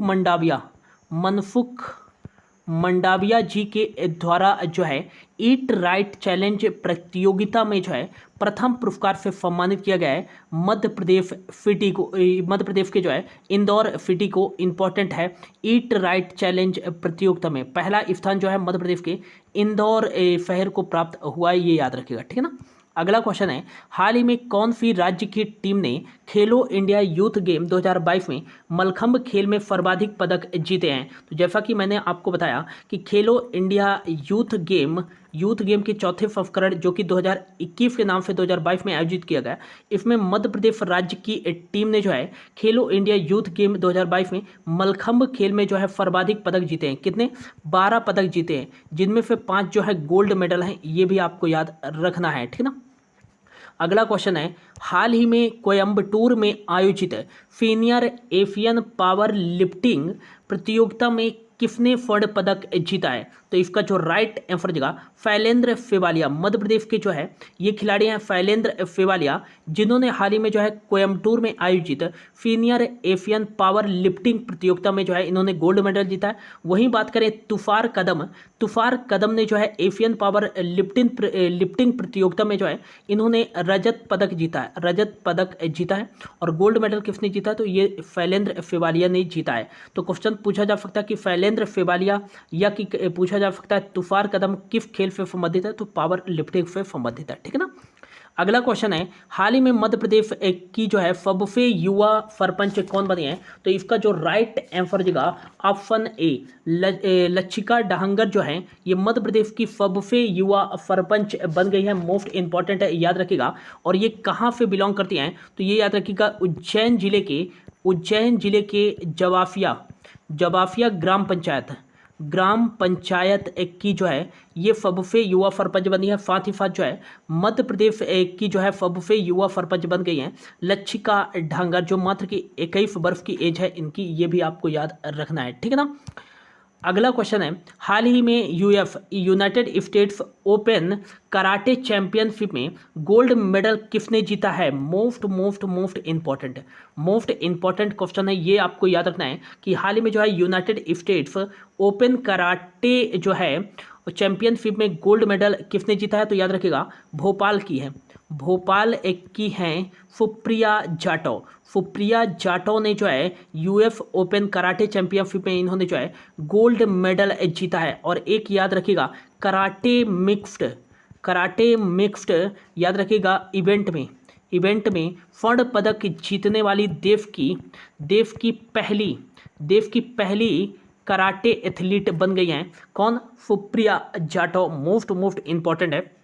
अब क्वेश्चन कैसे पूछा जाएगा इस क्वेश्चन से? तो क्वेश्चन पूछा जाएगा कि सुप्रिया जाटव किस खेल से संबंधित है? तो याद रखिए कराटे से संबंधित है। क्वेश्चन पूछा जा सकता है कि United states open karate championship में गोल्ड मेडल जीतने वाली पहली भारतीय कौन बनी है? तो याद रखिए सुप्रिया जाटव मिक्स्ड इवेंट में। और जो है सुप्रिया जाटव का संबंध जो है किस जिले से है पूछा जा सकता है, या कि मध्य प्रदेश के किस शहर से है इनका संबंध? तो भोपाल से है, ये आपको याद रखना है, ठीक है ना। तो ये इंपॉर्टेंट जो है क्वेश्चन बन जाता है, ठीक है ना। अगला क्वेश्चन है, हाल ही में मध्य प्रदेश की पहली एरोपोनिक तकनीकी आधारित लैब की स्थापना कहाँ की जाएगी? तो इसका जो राइट आंसर होगा ऑप्शन सी मध्य प्रदेश के ग्वालियर जिले में जो है मध्य प्रदेश की पहली एरोपोनिक तकनीकी आधारित लैब की स्थापना की जाएगी। और इस एरोपोनिक तकनीकी लैब पर जो है आलू के बीज का उत्पादन किया जाएगा। तो याद रखिएगा कि और इसमें जो है मिट्टी में आलू को नहीं लगाया जाएगा, इसमें हवा में ही आलू के बीज का उत्पादन किया जाएगा। और हवा में ही आलू के बीज के उगाने की तकनीकी के जो है हम कहते हैं एरोपोनिक तकनीकी। इंपॉर्टेंट है, याद रखिएगा। और ये जो है मध्य प्रदेश की पहली एरोपोनिक तकनीकी आधारित लैब की स्थापना ग्वालियर में की गई है। इंपॉर्टेंट है, ये आपको याद रखना है। हवा में आलू के बीज के उत्पादन करने की ये एक अनूठी तकनीकी है, ठीक है ना। अगला क्वेश्चन है, हाल ही में मध्य प्रदेश स्टार्टअप कॉन्क्लेव 2022 का आयोजन कहाँ किया गया है? तो इसका जो राइट आंसर हो जाएगा ऑप्शन डी इंदौर में जो है मध्य प्रदेश स्टार्टअप कॉन्क्लेव 2022 का आयोजन किया गया है। और इसमें वर्चुअली रूप से जो है प्राइम मिनिस्टर नरेंद्र मोदी जी ने जो है इसमें भाग लिया और प्राइम मिनिस्टर नरेंद्र मोदी जी ने इसमें जो है पार्टिसिपेट किया है। तो ये इंपॉर्टेंट क्वेश्चन बन जाता है। तो याद रखिएगा कि हाल ही में जो है मध्य प्रदेश स्टार्टअप कॉन्क्लेव 2022 का आयोजन कहाँ किया गया है? तो ये मध्य प्रदेश की इकोनॉमिक कैपिटल इंदौर में एक किया गया है। और इसमें जो है मध्य प्रदेश ने जो है अपनी नई स्टार्टअप पॉलिसी भी लॉन्च किया है। स्टार्टअप पॉलिसी भी लॉन्च की है मध्य प्रदेश राज्य सरकार ने, ये याद रखिएगा, ठीक है ना। अगला क्वेश्चन है, हाल ही में मध्य प्रदेश के किस जिले में भारत के तीसरे विरूपाक्ष मंदिर का जीर्णोद्धार रखा गया है? तो इसका जो राइट आंसर देगा, हाल ही में मध्य प्रदेश के जो है रतलाम जिले में जो है मध्य प्रदेश के किस जिले में जो है भारत के तीसरे विरूपाक्ष मंदिर का जो है जीर्णोद्धार रखा गया है? रतलाम जिले में रखा गया है भारत के तीसरे विरूपाक्ष मंदिर का जीर्णोद्धार। ये भी इंपॉर्टेंट क्वेश्चन है, इसको याद रखिएगा, ठीक है ना। अगला क्वेश्चन है, हाल ही में किस राज्य में देश के पहले ग्रामीण जनजाति तकनीकी प्रशिक्षण कार्यक्रम का शुभारंभ किया गया है? तो इसका जो राइट आंसर हो जाएगा ऑप्शन बी, मध्य प्रदेश राज्य की जो राजधानी है भोपाल में जो है देश के पहले ग्रामीण जनजाति तकनीकी प्रशिक्षण कार्यक्रम का शुभारंभ किया गया है। और इसका शुभारंभ किसके द्वारा किया गया है? तो मध्य प्रदेश राज्य के मुख्यमंत्री, मध्य प्रदेश राज्य के सीएम जो हैं शिवराज सिंह चौहान जी के द्वारा जो है इसका शुभारंभ किया गया है जनजाति युवाओं के लिए जो है ये भारत के पहले ग्रामीण जनजाति तकनीकी प्रशिक्षण कार्यक्रम का शुभारंभ किया गया है, ठीक है ना। ये क्वेश्चन भी पूछा जा सकता है, याद रखिएगा, ठीक है ना। अगला क्वेश्चन है, हाल ही में किसके द्वारा मध्य प्रदेश में जो है 75 प्राथमिक स्वास्थ्य केंद्र को सौर ऊर्जा कृत करने के बाद डिजिटाइज किया जाएगा? तो इसका जो राइट आंसर देगा, हाल ही में जो है यूएनडीपी के द्वारा जो है मध्य प्रदेश के 75 प्राथमिक स्वास्थ्य केंद्रों को जो है सौर ऊर्जा कृत करने के बाद डिजिटाइज किया जाएगा। मोस्ट इंपॉर्टेंट जो है ये करंट अफेयर्स बन जाता है। करंट अफेयर में क्वेश्चन क्या पूछेगा आपके एग्जाम में कि यूएनडीपी का फुल फॉर्म क्या है? तो याद रखिएगा यूनाइटेड नेशन डेवलपमेंट प्रोग्राम जो है इसका फुल फॉर्म हो जाएगा, याद रखिएगा। इसका हेडक्वार्टर कहाँ स्थित है? New York city, United states of America में इसका हेडक्वार्टर स्थित है। और याद रखिएगा इसकी स्थापना जो है 22 नवंबर 1965 को की गई थी। याद रखिएगा कि इसमें से जो है यूएनडीपी के द्वारा जो है 75 प्राथमिक स्वास्थ्य केंद्रों पर जो है सौर ऊर्जा कृत करने के लिए और डिजिटाइज करने के लिए जो है 12 करोड़ रुपए जो है निर्धारित किए गए हैं। ये भी आपको याद रखना है, ठीक है ना। अगला क्वेश्चन है, हाल ही में 12वीं राष्ट्रीय सीनियर महिला हॉकी चैंपियनशिप का आयोजन कहाँ किया गया? तो याद रखिएगा कि भोपाल मध्य प्रदेश में जो है 12वीं राष्ट्रीय सीनियर महिला हॉकी चैंपियनशिप का आयोजन किया गया। इंपॉर्टेंट क्वेश्चन है, याद रखिएगा। और याद रखिएगा कि यदि ऐसा क्वेश्चन पूछा जाए कि 12वीं राष्ट्रीय सीनियर महिला हॉकी चैंपियनशिप का खिताब किस राज्य की टीम ने जीता है? तो ये उड़ीसा राज्य की टीम ने जीता है। उड़ीसा राज्य की टीम ने जो है कर्नाटक राज्य की टीम को 2-0 से हराकर जो है 12वीं राष्ट्रीय सीनियर महिला हॉकी चैंपियनशिप का खिताब जीत लिया है। और इसका आयोजन जो है 6 से लेकर 17 मई 2022 के बीच आयोजित किया गया है। इंपॉर्टेंट है, ये आपको याद रखना है। इसमें जो है लगभग 27 राज्यों की टीम ने जो है पार्टिसिपेट किया है, ये भी आपको याद रखना है, ठीक है ना। अगला क्वेश्चन है, हाल ही में मध्य प्रदेश के किस खिलाड़ी को राष्ट्रीय तीरंदाजी टीम में चयनित किया गया है? तो इसका जो राइट आंसर देगा option A, option B, option C. ये तीनों ऑप्शन हो जाएंगे A, B and option C is right answer इसका हो जाएगा। तो याद रखिएगा हाल ही में जो है मध्य प्रदेश के मुस्कान किरार और याद रखिएगा रागिनी मार्को और सृष्टि सिंह को, इन तीनों खिलाड़ियों को जो है राष्ट्रीय तीरंदाजी टीम में चयनित किया गया है। क्वेश्चन कैसे पूछा जाएगा कि मुस्कान किरार का संबंध किस खेल से है? तीरंदाजी से। ये क्वेश्चन पूछा भी जा चुका है। रागिनी मार्को का संबंध किस खेल से है? तीरंदाजी से। सृष्टि सिंह का जो है संबंध किस खेल से है? तो याद रखिएगा कि तीरंदाजी से ही है इन तीनों का संबंध। इनको जो है प्रशिक्षण प्रदान किया गया है जबलपुर स्थित याद रखिएगा तीरंदाजी अकादमी को से जो है इन्हें प्रशिक्षण प्रदान किया गया है। और इनको किसके द्वारा जो है प्रशिक्षण प्रदान किया गया है? तो अकादमी के एक कोच जो हैं रिचपाल सिंह, ये ऑप्शन डी पे हैं जो है रिचपाल सिंह के द्वारा जो है इनको प्रशिक्षित किया गया। और हाल ही में जो है इनको राष्ट्रीय तीरंदाजी टीम के लिए चयनित किया गया है। मुस्कान किरार की बात करें तो ये इंपॉर्टेंट नाम हो जाता है, इसे याद रखिएगा। ये जबलपुर जो है से संबंध रखती हैं।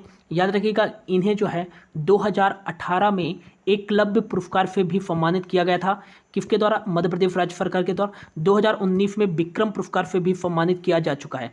मुस्कान किरार से याद रखिएगा कि इन्होंने जो है 2018 का जो एशियन खेलों का आयोजन किया गया था, कहाँ? जकार्ता इंडोनेशिया में। इसमें इन्होंने कौन सा मेडल जीता था? तो इसमें इन्होंने जो है सिल्वर मेडल जीता था। याद रखिएगा, सिल्वर मेडल जीता था मुस्कान किरार। तो ये इंपॉर्टेंट नाम हो जाता है, याद रखिएगा।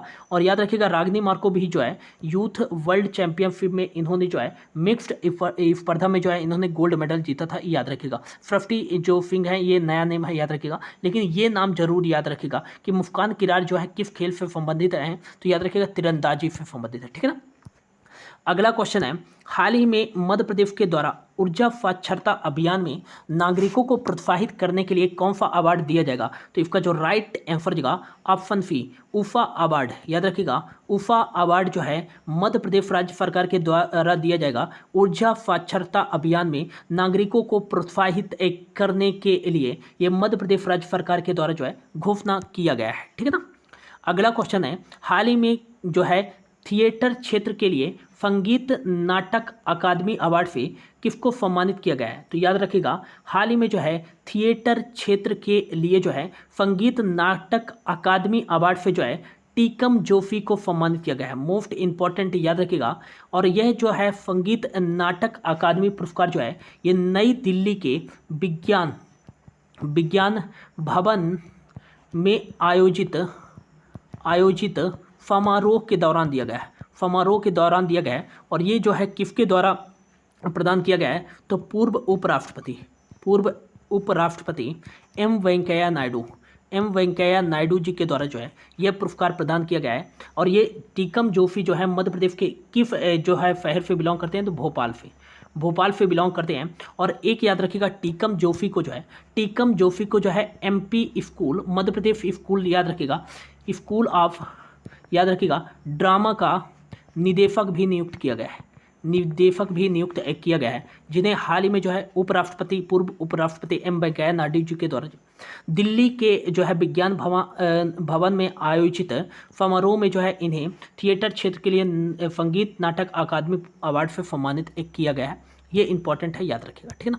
अगला क्वेश्चन है, हाल ही में मुख्यमंत्री शिवराज सिंह चौहान जी के द्वारा कहाँ जो है जल अभिषेक अभियान की शुरुआत की गई है? तो इसका जो राइट आंसर रहेगा, हाल ही में जो है सीएम शिवराज सिंह चौहान जी के द्वारा जो है रायसेन जिले में जो है जलाभिषेक अभियान की शुरुआत की गई है। मोस्ट इंपॉर्टेंट है। और इसकी शुरुआत कब की गई है? तो 11 अप्रैल 2022 को इसकी शुरुआत की गई है रायसेन जिले से, याद रखिएगा, सीएम शिवराज सिंह चौहान जी के द्वारा, ठीक है ना।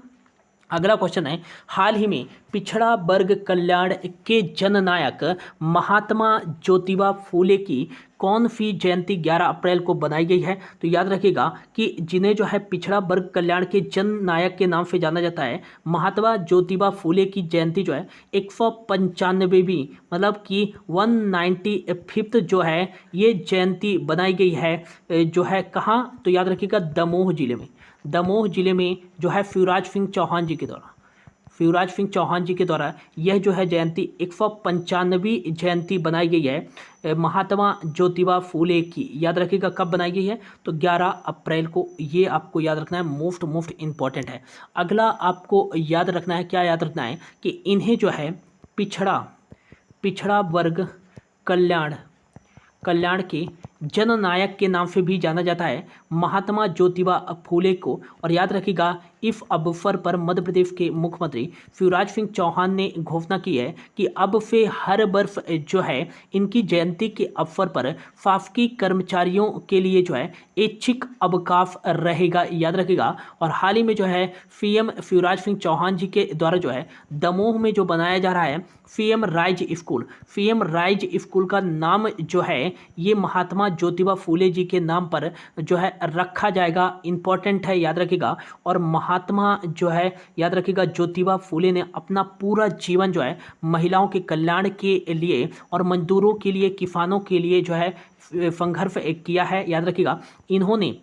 इन्होंने जो है विधवा विवाह के लिए भी जो है इन्होंने एक मुहिम अभियान चलाया था महात्मा ज्योतिबा फूले। इसीलिए जो है 1888 1888 में जो है पुणे में आयोजित जो है किसान महासभा के द्वारा इन्हें महात्मा की उपाधि प्रदान की गई थी। महात्मा की उपाधि प्रदान की गई थी। मोस्ट इंपॉर्टेंट है, याद रखिएगा। अगला आपको याद रखना है मोस्ट इंपॉर्टेंट, ये क्वेश्चन पूछा जा सकता है कि 2019-20 के लिए 2019-20 के लिए याद रखिएगा महात्मा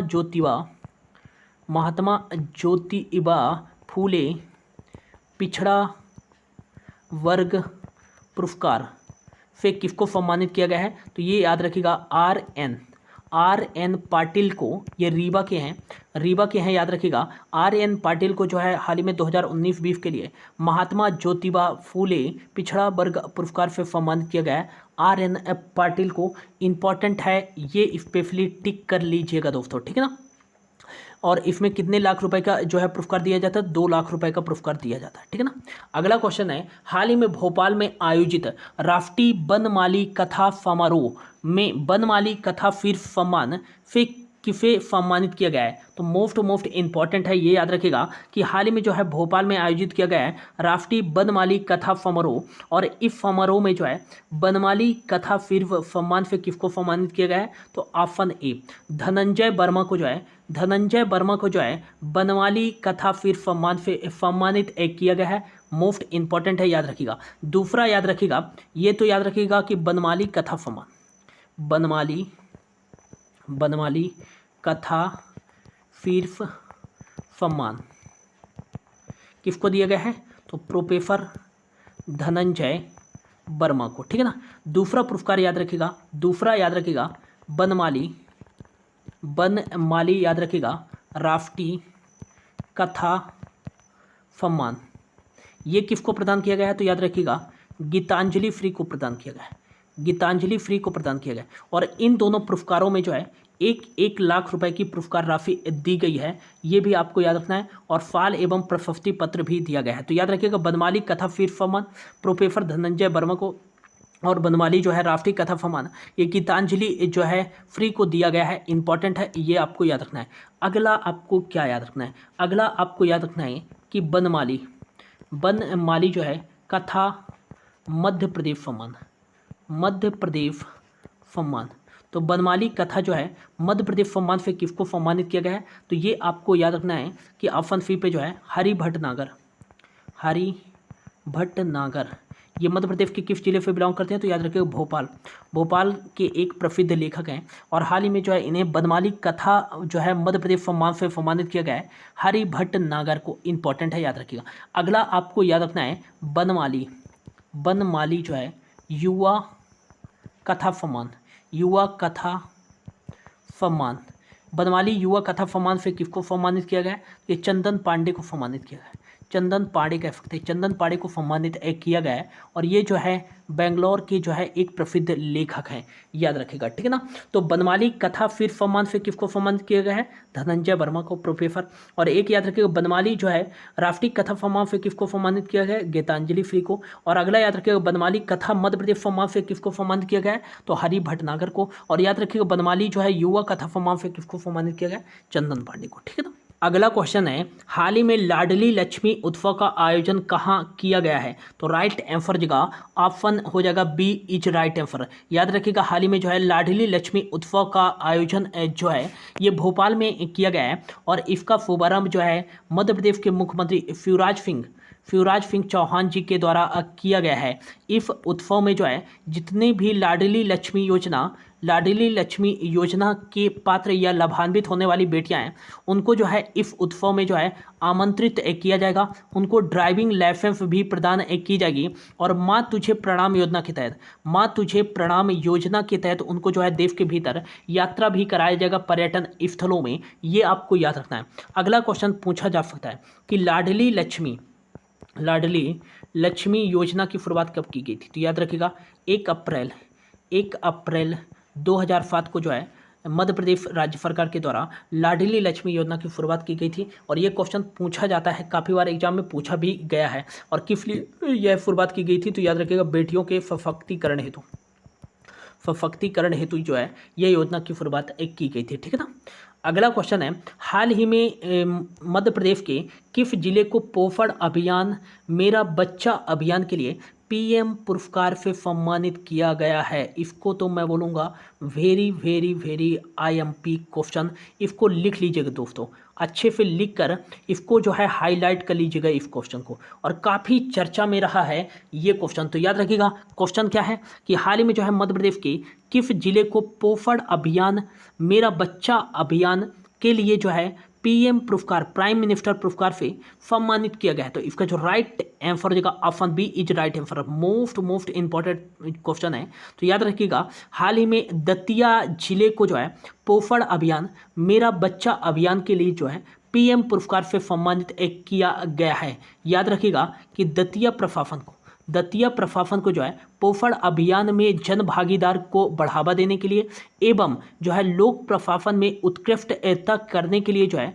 ये पीएम पुरस्कार से जो है सम्मानित किया गया है। याद रखिएगा मोस्ट इंपॉर्टेंट है। और यह पुरस्कार जो है किसे मतलब प्रदान किया गया है? तो याद रखिएगा दतिया के जो कलेक्टर हैं, याद रखिएगा संजय कुमार ने जो है यह पुरस्कार प्राप्त किया है। याद रखिएगा कि दतिया जिले के प्रशासन ने जो है सितंबर 2019 में जो है कुपोषण की समस्या से जो है निपटने के लिए जो है मेरा बच्चा अभियान शुरू किया था। इसके तहत जो है इस अभियान के तहत जो भी कुपोषित माँ और बच्चे की पहचान की जाती थी इस अभियान के तहत, और उन जो है कुपोषित माँ और बच्चों को जो है सुपोषण कार्यक्रम में शामिल किया जाता था पहचान करके।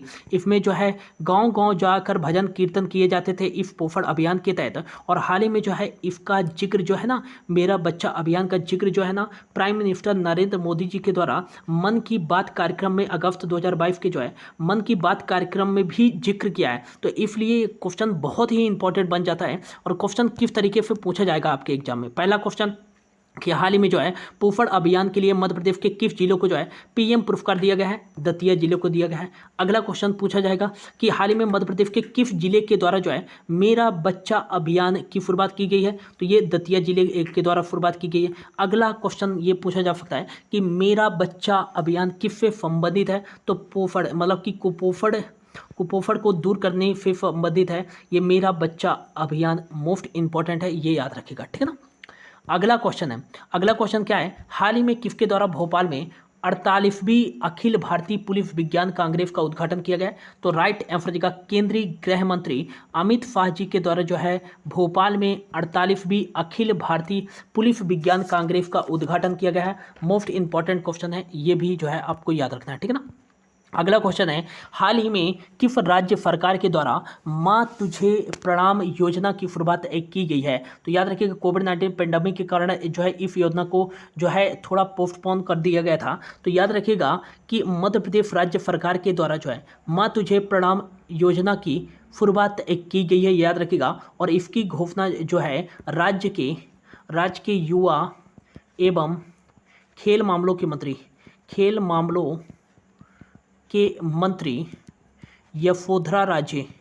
यशोधरा राजे सिंधिया ने जो है इसकी घोषणा की है। माँ तुझे प्रणाम योजना के तहत जो भी प्रदेश की लाडली लक्ष्मी योजना के तहत लाभान्वित बेटियां हैं उनको जो है देश के भीतर ही जो है पर्यटन स्थलों का यात्रा कराया जाएगा, घुमाया जाएगा इस योजना के तहत। और इस योजना की शुरुआत कब की गई थी? तो माँ तुझे प्रणाम योजना की जो शुरुआत की गई थी ये फरवरी 2013 में जो है इसकी शुरुआत की गई थी। क्वेश्चन पूछा जा सकता है, इंपॉर्टेंट है, ये आपको याद रखना है, ठीक है ना।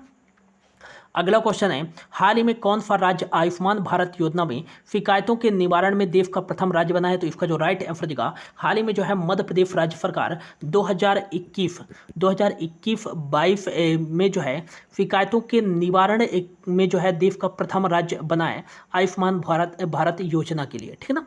अगला जो क्वेश्चन है, हाल ही में ऑटो इंडस्ट्रीज को बढ़ावा देने के लिए 3 दिवसीय एमपी ऑटोफो 2022 का आयोजन कहाँ किया गया है? तो याद रखिएगा कि हाल ही में जो है ऑटो इंडस्ट्रीज को बढ़ावा देने के लिए 3 दिवसीय एमपी ऑटोफो 2022 का आयोजन किया गया है। कहाँ? तो याद रखिए इंदौर मध्य प्रदेश के इकोनॉमिक कैपिटल इंदौर में किया गया है, ठीक है ना। अगला क्वेश्चन है मोस्ट इंपॉर्टेंट, याद रखिएगा। अगला जो क्वेश्चन है कि हाल ही में महाशिवरात्रि के अवसर पर शिव ज्योति अपरणम कार्यक्रम कहाँ से शुरू किया गया है? तो इसका जो राइट आंसर देगा, हाल ही में जो है उज्जैन जो है जिले के, याद रखिएगा, क्षिप्रा नदी के रामघाट से जो है मध्य प्रदेश के मुख्यमंत्री शिवराज सिंह चौहान जी के द्वारा 15 दिए जलाकर महाशिवरात्रि के अवसर पर जो है शिव ज्योति अपरणम जो है कार्यक्रम की शुरुआत की गई है मध्य प्रदेश के जो है उज्जैन जिले के क्षिप्रा नदी के रामघाट से। और किसके द्वारा शुरुआत की गई है? सीएम शिवराज सिंह चौहान जी के द्वारा इसकी शुरुआत की गई है 15 दिए जलाकर। ये आपको याद रखना है। अगला आपको याद रखना है, इसी महाशिवरात्रि के अवसर पर जो है उज्जैन में, याद रखिएगा, 11 लाख, याद रखिएगा, 71,078 दिए जलाकर जो है Guinness book of world record में जो है अपना जो है नाम दर्ज करा दिया है। इतने दिए जलाकर उज्जैन ने, याद रखिएगा, महाशिवरात्रि के इस अवसर पर। मोस्ट इंपॉर्टेंट है, याद रखिएगा, उज्जैन किस नदी के किनारे स्थित है? तो क्षिप्रा नदी के तट पर स्थित है। यहाँ 12 वर्षों में सिंहस्थ का मेला आयोजित किया जाता है, ठीक है ना। अगला क्वेश्चन है, हाल ही में मध्य प्रदेश में किस देश के सहयोग से 2 कृषि उत्कृष्टता केंद्र स्थापित किए जाएंगे? तो इसका जो राइट आंसर देगा, हाल ही में जो है ऑप्शन बी इसका राइट आंसर देगा, इजराइल देश के सहयोग से मध्य प्रदेश में जो है 2 कृषि उत्कृष्टता केंद्र जो है स्थापित किए जाएंगे। पहला जो स्थापित किया जाएगा छिंदवाड़ा में स्थापित किया जाएगा संतरा उत्पादन के लिए इजराइल के सहयोग से। दूसरा जो है कृषि उत्कृष्टता केंद्र स्थापित किया जाएगा कहाँ? मुरैना जिले में, याद रखिएगा, ये सब्जी उत्पादन के लिए होगा। तो याद रखिएगा कि हाल ही में जो है इजराइल के सहयोग से छिंदवाड़ा में संतरा उत्पादन के लिए और मुरैना में सब्जी उत्पादन के लिए जो है 2 कृषि उत्कृष्टता केंद्र स्थापित किए जाएंगे, ठीक है ना। अगला इजराइल के सहयोग से किए जाएंगे। तो इजराइल की राजधानी है जेरूसलम, यहाँ की राजधानी है यायार लैपिड। हाल ही में जो है यहाँ के कौन बने हैं? तो याद रखिएगा, प्राइम मिनिस्टर बने इफाक हारजोग जो है यहाँ के प्रेसिडेंट हैं। और न्यू फेकल यहाँ करेंसी चलती है। इजराइल की यात्रा करने वाले पहले भारतीय प्राइम मिनिस्टर कौन है? तो ये नरेंद्र मोदी हैं, याद रखिएगा। और इसकी ऑफिशियल लैंग्वेज क्या है इजराइल की? तो हिब्रू। ये कहाँ से कहाँ लिखी जाती है? तो ये दाएं से बाएं की ओर लिखी जाती है, ऐसे लिखी जाती है हिब्रू लैंग्वेज, ऐसे लिखी जाती है इस तरह, ठीक है ना। तो ये जो है हिब्रू ऑफिशियल लैंग्वेज है किसकी? इजराइल देश की, ठीक है ना। तो ये भी आपको याद रखना है, ठीक है ना। अगला जो क्वेश्चन है, हाल ही में मध्य प्रदेश की किस खिलाड़ी ने एशियन फेंसिंग चैंपियनशिप 2022 में रजत पदक जीता है? तो इसका जो राइट आंसर देगा, हाल ही में जो है प्रज्ञा सिंह ने जो है एशियन फेंसिंग मतलब एशियन तलवारबाजी चैंपियनशिप 2022 में रजत पदक जीता है। इंपॉर्टेंट है, याद रखिएगा। पूछा जा सकता है क्वेश्चन कि प्रज्ञा सिंह जो है किस खेल से संबंधित है? तो तलवारबाजी मतलब फेंसिंग से संबंधित है। ये भी आपको याद रखना है, जिन्होंने एशियन फेंसिंग चैंपियनशिप में रजत पदक जीता है, प्रज्ञा सिंह, ठीक है ना। अगला क्वेश्चन है, हाल ही में देश का पहला वाटर प्लेस शहर किसे बनाया जाएगा? तो इसका जो राइट आंसर देगा ऑप्शन बी बुधनी।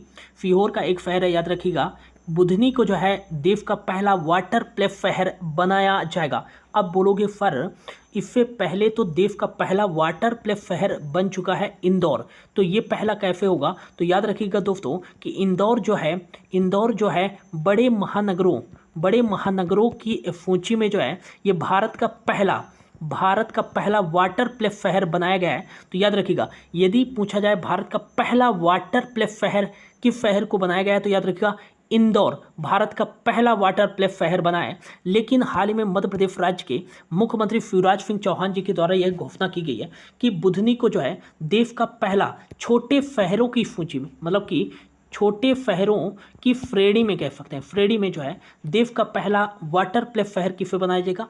बुधनी को बनाया जाएगा। ये आपको याद रखना है, मोस्ट इंपॉर्टेंट है। देश का पहला वाटर प्लेस शहर कौन सा बना? इंदौर। लेकिन छोटे शहरों की सूची में देश का पहला वाटर प्लेस शहर बनाया जाएगा बुधनी को। ये अभी जो है इन्होंने घोषणा की है गौरव दिवस के अवसर पर, ठीक है ना।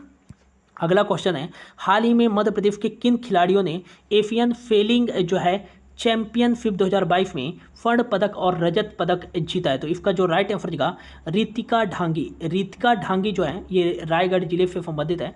याद रखिएगा, इन्होंने जो है एशियन सेलिंग चैंपियनशिप बोलते हैं इसको, एशियन जो है नौकायान हिंदी में बोल सकते हैं। एशियन नौकायान चैंपियनशिप 2022 में जो है रितिका ढांगी जो कि रायगढ़ से संबंधित है, इन्होंने जो है गोल्ड मेडल जीता है। और नेहा ठाकुर जो है याद रखिएगा देवास जिले से बिलोंग करते हैं, इन्होंने जो है रजत पदक जीता है एशियन सेलिंग चैंपियनशिप 2022 में। ये भी आपको याद रखना है, ठीक है ना। अगला क्वेश्चन है, हाल ही में पहली बार गिद्धों को जीपीएफ टैगिंग करने वाला देश का पहला टाइगर रिजर्व कौन सा बन गया है? तो याद रखिएगा इसका जो राइट आंसर हो जाएगा पन्ना टाइगर रिजर्व। पन्ना टाइगर रिजर्व जो है गिद्धों की जीपीएफ टैगिंग करने वाला देश का पहला टाइगर रिजर्व बन गया है। पन्ना टाइगर रिजर्व मोस्ट इंपॉर्टेंट है, याद रखिएगा। और ऐसा क्यों किया जा रहा है? तो गिद्धों के व्यवहार और रहवास के मामले में जो है प्रमाणित जानकारी उपलब्ध कराने हेतु या प्रमाणित जानकारी प्राप्त करने हेतु जो है यह जो है जीपीएफ टैगिंग किया जा रहा है। और ऐसा जो है पन्ना टाइगर रिजर्व के 25 गिद्धों पर जो है यह सौर ऊर्जा संचालित जीपीएफ टैगिंग की गई है, ताकि जो भी गिद्ध जहां रहते हैं उनके जो है आधिकारिक रूप से जो है रहवास की जानकारी प्राप्त हो सके, रियल कि गिद्ध कहां रहते हैं। और याद रखिएगा कि इसी की जानकारी जुटाने के लिए जो है पन्ना टाइगर रिजर्व में जो है गिद्धों की पहली बार जीपीएफ टैगिंग करने वाला पहला टाइगर रिजर्व बन गया है, ठीक है ना।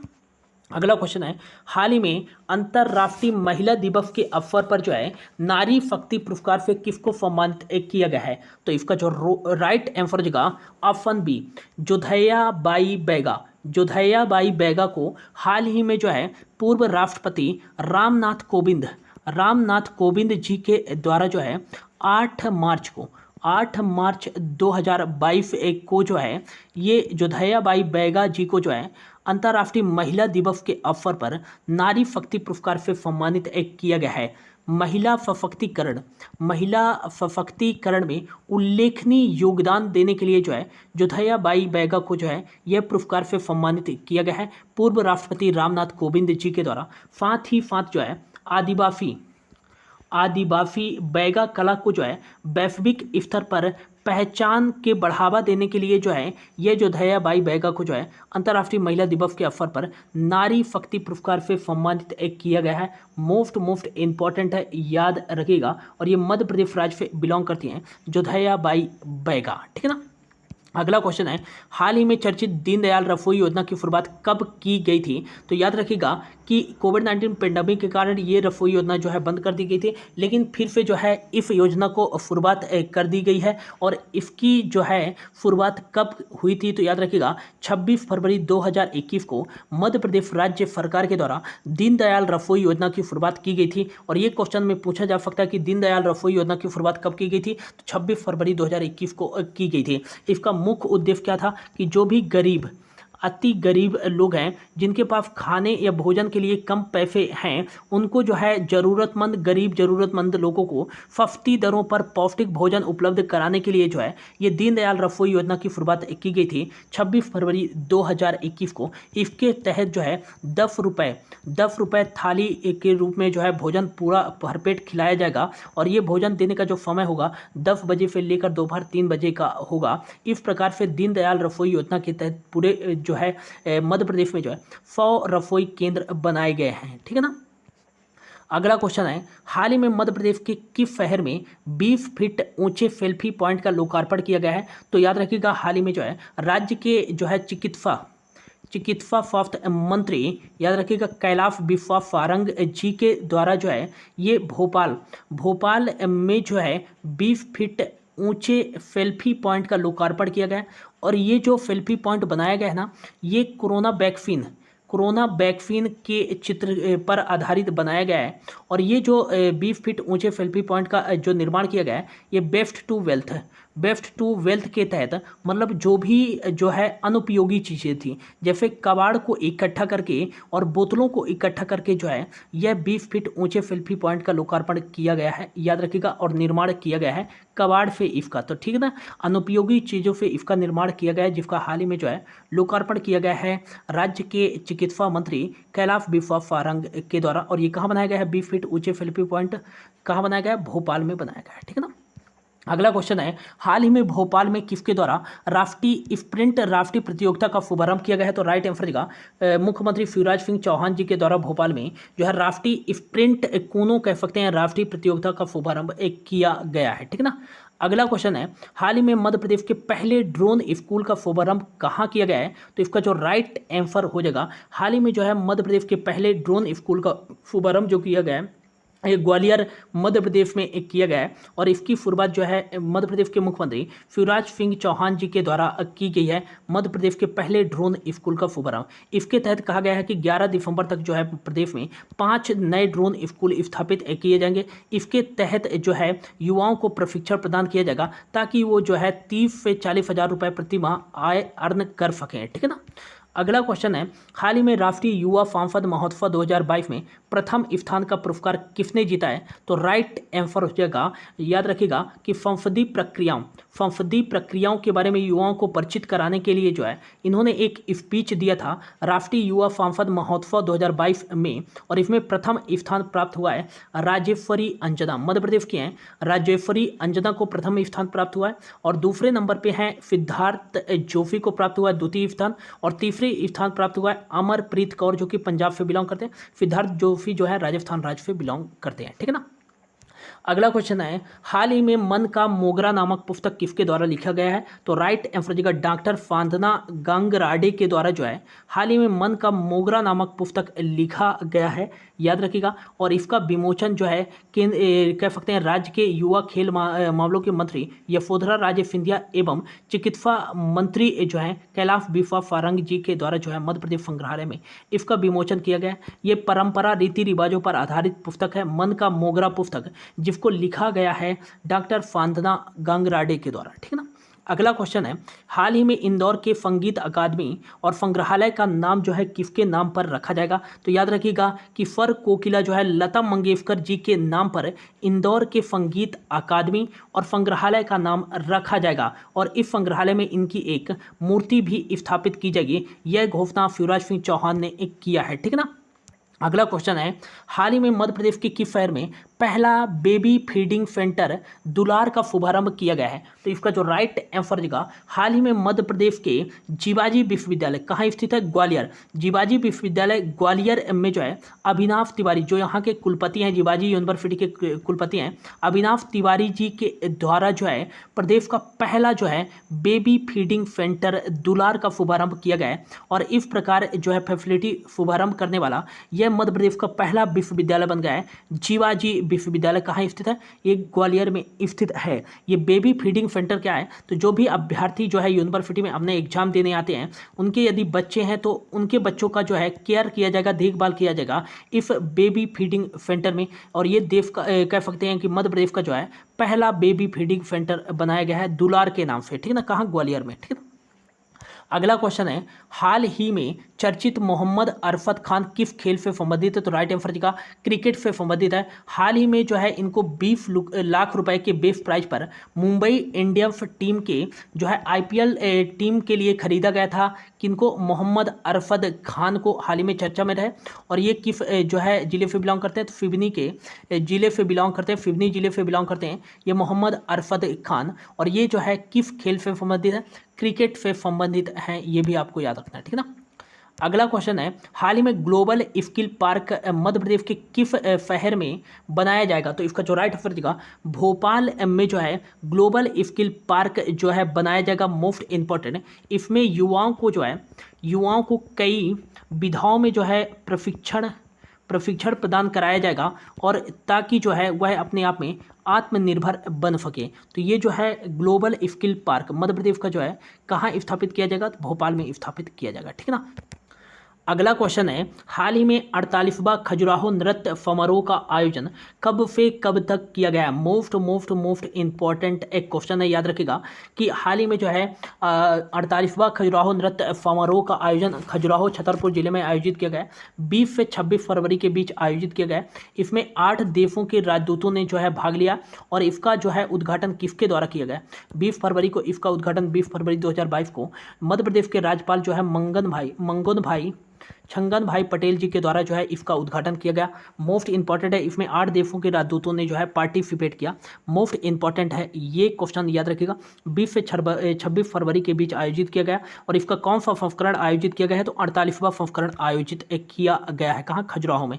अगला क्वेश्चन है, हाल ही में खजुराहो नृत्य समारोह के अवसर पर राष्ट्रीय कालिदास सम्मान से किसको सम्मानित किया गया है? तो इसका जो राइट आंसर हो जाएगा सुनैना हजारी। याद रखिएगा कि 2019-20 के लिए खजुराहो नृत्य समारोह के अवसर पर जो है राष्ट्रीय कालिदास सम्मान से जो है सुनैना हजारी को सम्मानित किया गया और 2020-21 के लिए बीपी धनंजयन को सम्मानित किया गया है। मोस्ट इंपॉर्टेंट याद रखिएगा, और इस पुरस्कार में 2 लाख रुपए की जो है राशि प्रदान की गई है। ठीक है ना।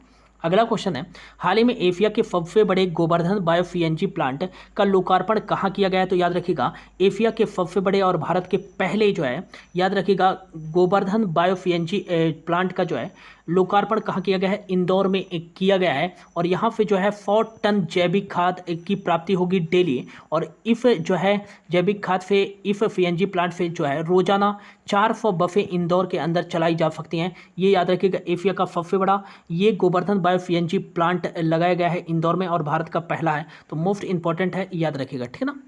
अगला क्वेश्चन है, हाल ही में मध्य प्रदेश के किस जिले में इन्फोसिस द्वारा जो है बटेश्वर समूह के मंदिरों का जीर्णोद्धार रखा गया है? तो याद रखिएगा, हाल ही में जो है मध्य प्रदेश के मुरैना जिले में जो है इन्फोसिस के द्वारा जो है बटेश्वर समूह के मंदिरों का जीर्णोद्धार रखा गया है। ये याद रखिएगा, और इनका जो है पुनः निर्माण कराया जाएगा। इनको निर्मित किया गया था, याद रखिएगा, गुर्जर प्रतिहार राजवंश के शासनकाल में इन 200 मंदिरों का जो है निर्माण कराया गया था। इन 200 मंदिरों समूहों का जो है जीर्णोद्धार पुनः प्रारंभ किया गया है किसके द्वारा? इन्फोसिस के द्वारा। तो याद रखिएगा बटेश्वर मंदिर कहाँ स्थित है? तो याद रखिएगा मुरैना जिले में स्थित है। ठीक है ना।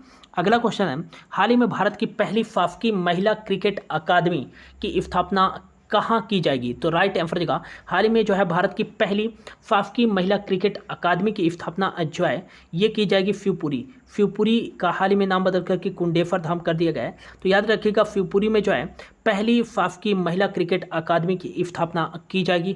मोस्ट इंपॉर्टेंट है, ये याद रखिएगा, और यह घोषणा किसके द्वारा किया गया है? तो याद रखिएगा मध्य प्रदेश के खेल मंत्री जो है यशोधरा राजे सिंधिया जी के द्वारा जो है यह घोषणा की गई है। और याद रखिएगा ये मध्य प्रदेश का जो है 11वीं अकादमी होगी, याद रखिएगा। तो मोस्ट इंपॉर्टेंट है, ये भारत की पहली शासकीय महिला क्रिकेट अकादमी है। बेटियों के लिए जो है यह अकादमी की स्थापना की जाएगी। ठीक है ना। अगला क्वेश्चन है, हाल ही में 2019-20 के लिए राज्य स्तरीय कबीर बुनकर पुरस्कार से किसको सम्मानित किया गया है? तो राइट आंसर जगह हाल ही में 2019-20 के लिए जो है कबीर बुनकर पुरस्कार से किसको सम्मानित किया गया है? तो option A is right answer जगह। ये महेश्वर से बिलोंग करती है, महेश्वर खरगांव से रूबीना बी खान को जो है 2019-20 के लिए राज्य स्तरीय कबीर बुनकर पुरस्कार से सम्मानित किया गया है, याद रखिएगा। ठीक ना।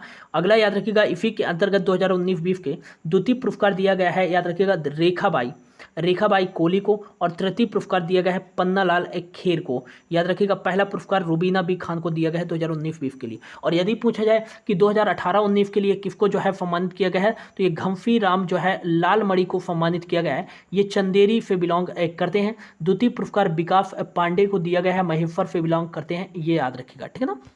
अगला क्वेश्चन है, हाल ही में मिसेज जो है मध्य प्रदेश 2022 में गोल्ड मेडल का खिताब किसने जीता है? तो याद रखिएगा कि तमन्ना कुरैशी ने जो है मिसेज मध्य प्रदेश 2022 में गोल्ड मेडल का खिताब जीता है। और ये आयोजित कहाँ किया गया है? मिसेज मध्य प्रदेश 2022।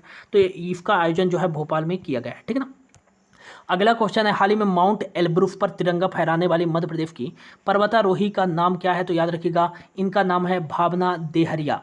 भावना देहरिया इनका नाम है। ये जो है छिंदवाड़ा जिले से बिलोंग करते हैं मध्य प्रदेश के, याद रखिएगा। और माउंट एल्ब्रुस पर तिरंगा फहराने वाली मध्य प्रदेश की एक पर्वतारोही है कौन? भावना देहरिया, ठीक है ना। अगला क्वेश्चन है, हाल ही में मध्य प्रदेश के किस जिले के गुदुम बाजा नृत्य ने जो है देश में प्रथम पुरस्कार जीता है? तो इसका जो राइट आंसर दिखा, हाल ही में मध्य प्रदेश के जो है अनूपपुर जिले ने जो है गुदुम बाजा नृत्य पर जो है देश में प्रथम पुरस्कार जीता है, ठीक है ना। अगला क्वेश्चन है, हाल ही में देश का पहला राष्ट्रीय शहरी जैव विविधताकरण संरक्षण सम्मेलन का आयोजन कहाँ किया गया? तो राइट आंसर देगा, हाल ही में जो है देश का पहला राष्ट्रीय शहरी जैव विविधता संरक्षण सम्मेलन का आयोजन जो है इंदौर में किया गया है। मोस्ट इंपॉर्टेंट है। और याद रखिएगा, जैव संरक्षण के लिए पर्यावरण पर जो है प्रथम पुरस्कार किसको दिया गया है? तो ये इंदौर को ही दिया गया है। तो ये इंपॉर्टेंट क्वेश्चन है कि देश का पहला राष्ट्रीय शहरी जैव विविधता संरक्षण सम्मेलन का आयोजन कहाँ किया गया? इंदौर में किया गया, ठीक है ना। अगला क्वेश्चन है, हाल ही में किस राज्य की सरकार राज्य सांख्यिकी आयोग गठन करने वाली देश की पहली सरकार बन गई है? तो राइट आंसर देगा, मध्य प्रदेश राज्य की जो है राज्य सरकार राज्य सांख्यिकी आयोग का गठन करने वाली देश की पहली सरकार बन गई है। इंपॉर्टेंट है, याद रखिएगा, ठीक है ना। अगला मोस्ट इंपॉर्टेंट क्वेश्चन है, ये याद रखिएगा कि हाल ही में जनवरी 2023 में प्रवासी भारतीय सम्मेलन के लिए किस शहर को चुना गया है? तो याद रखिएगा कि जनवरी हर वर्ष जो है प्रवासी जो है दिवस, भारतीय प्रवासी दिवस जो है 9 जनवरी को बनाया जाता है। और 9 जनवरी 2023 में प्रवासी भारतीय सम्मेलन के लिए जो है मध्य प्रदेश के इंदौर जो है जिले को चुना गया है। इसका राइट आंसर क्या हो जाएगा? इंदौर इज राइट आंसर, ठीक है ना। अगला क्वेश्चन है, हाल ही में जो है भारत का पहला कार्यात्मक रूप से आदिवासी जो है साक्षर जिला, आदिवासी साक्षर जिला कौन सा बना है? तो राइट आंसर देगा मंडला। मंडला जो है भारत का पहला और मध्य प्रदेश का पहला जो है कार्यात्मक रूप से आदिवासी साक्षर जिला बन गया है, मंडला जिला। इंपॉर्टेंट है, याद रखिएगा, ठीक है ना। अगला क्वेश्चन है, हाल ही में मध्य प्रदेश के बेटी बचाओ और बेटी पढ़ाओ अभियान के एम्बेसडर के रूप में किसे नियुक्त किया गया है? तो एवरेस्ट फतेह करने वाली मेघा परमार को सांची दूध की जो है एम्बेसडर के साथ साथ जो है मध्य प्रदेश के बेटी बचाओ और बेटी पढ़ाओ अभियान एम्बेसडर के रूप में जो है नियुक्त किया गया है। किसको? मेघा परमार को। मोस्ट इंपॉर्टेंट है, ये आपको याद रखना है, ठीक है ना। अगला जो क्वेश्चन है कि हाल ही में अंतर्राष्ट्रीय वुशु टूर्नामेंट में स्वर्ण पदक जीतने वाली प्रियंका केवट मध्य प्रदेश के किस जिले से जो हैं? तो याद रखिएगा, सीधी जिले से हैं। अंतर्राष्ट्रीय वुशु टूर्नामेंट में स्वर्ण पदक जीतने वाली प्रियंका केवट जो है मध्य प्रदेश के सीधी जिले से बिलोंग करती हैं। ये इंपॉर्टेंट है, याद रखिएगा, ठीक है ना। अगला क्वेश्चन है, हाल ही में मध्य प्रदेश का पहला पक्षी हॉस्पिटल जो है कहाँ बनाया जाएगा? तो राइट आंसर देगा, पक्षियों के लिए जो है ये मध्य प्रदेश का पहला हॉस्पिटल बनाया जाएगा। कहाँ? भोपाल में बनाया जाएगा। और आज का जो हमारा लास्ट क्वेश्चन है, हाल ही में किस जिले के डॉक्टर केशव पांडे को संयुक्त राष्ट्र अंतर्राष्ट्रीय अवार्ड रियल सुपर हीरो से सम्मानित किया गया है? तो राइट आंसर देगा, हाल ही में जो है मध्य प्रदेश के ग्वालियर जिले के डॉक्टर केशव पांडे को जो है संयुक्त राष्ट्र अंतर्राष्ट्रीय अवार्ड रियल सुपर हीरो से सम्मानित किया गया है। मोस्ट इंपॉर्टेंट है, ये याद रखिएगा। तो ये था दोस्तों मध्य प्रदेश का हमारा पूरा करंट अफेयर 8 मंथ का जो है हमने टॉप करंट अफेयर पे डिस्कस कर लिया है। होप आपको अच्छा लगा होगा। यदि आपने मुझे इंस्टाग्राम पे फॉलो नहीं किया है तो यदि आपका कोई भी डाउट आता है ना, कोई भी डाउट आता है तो आप मुझे इंस्टाग्राम पर मैसेज कर सकते हैं। ये मेरी इंस्टा आईडी है किफन GF9, ये मेरी इंस्टा आईडी है।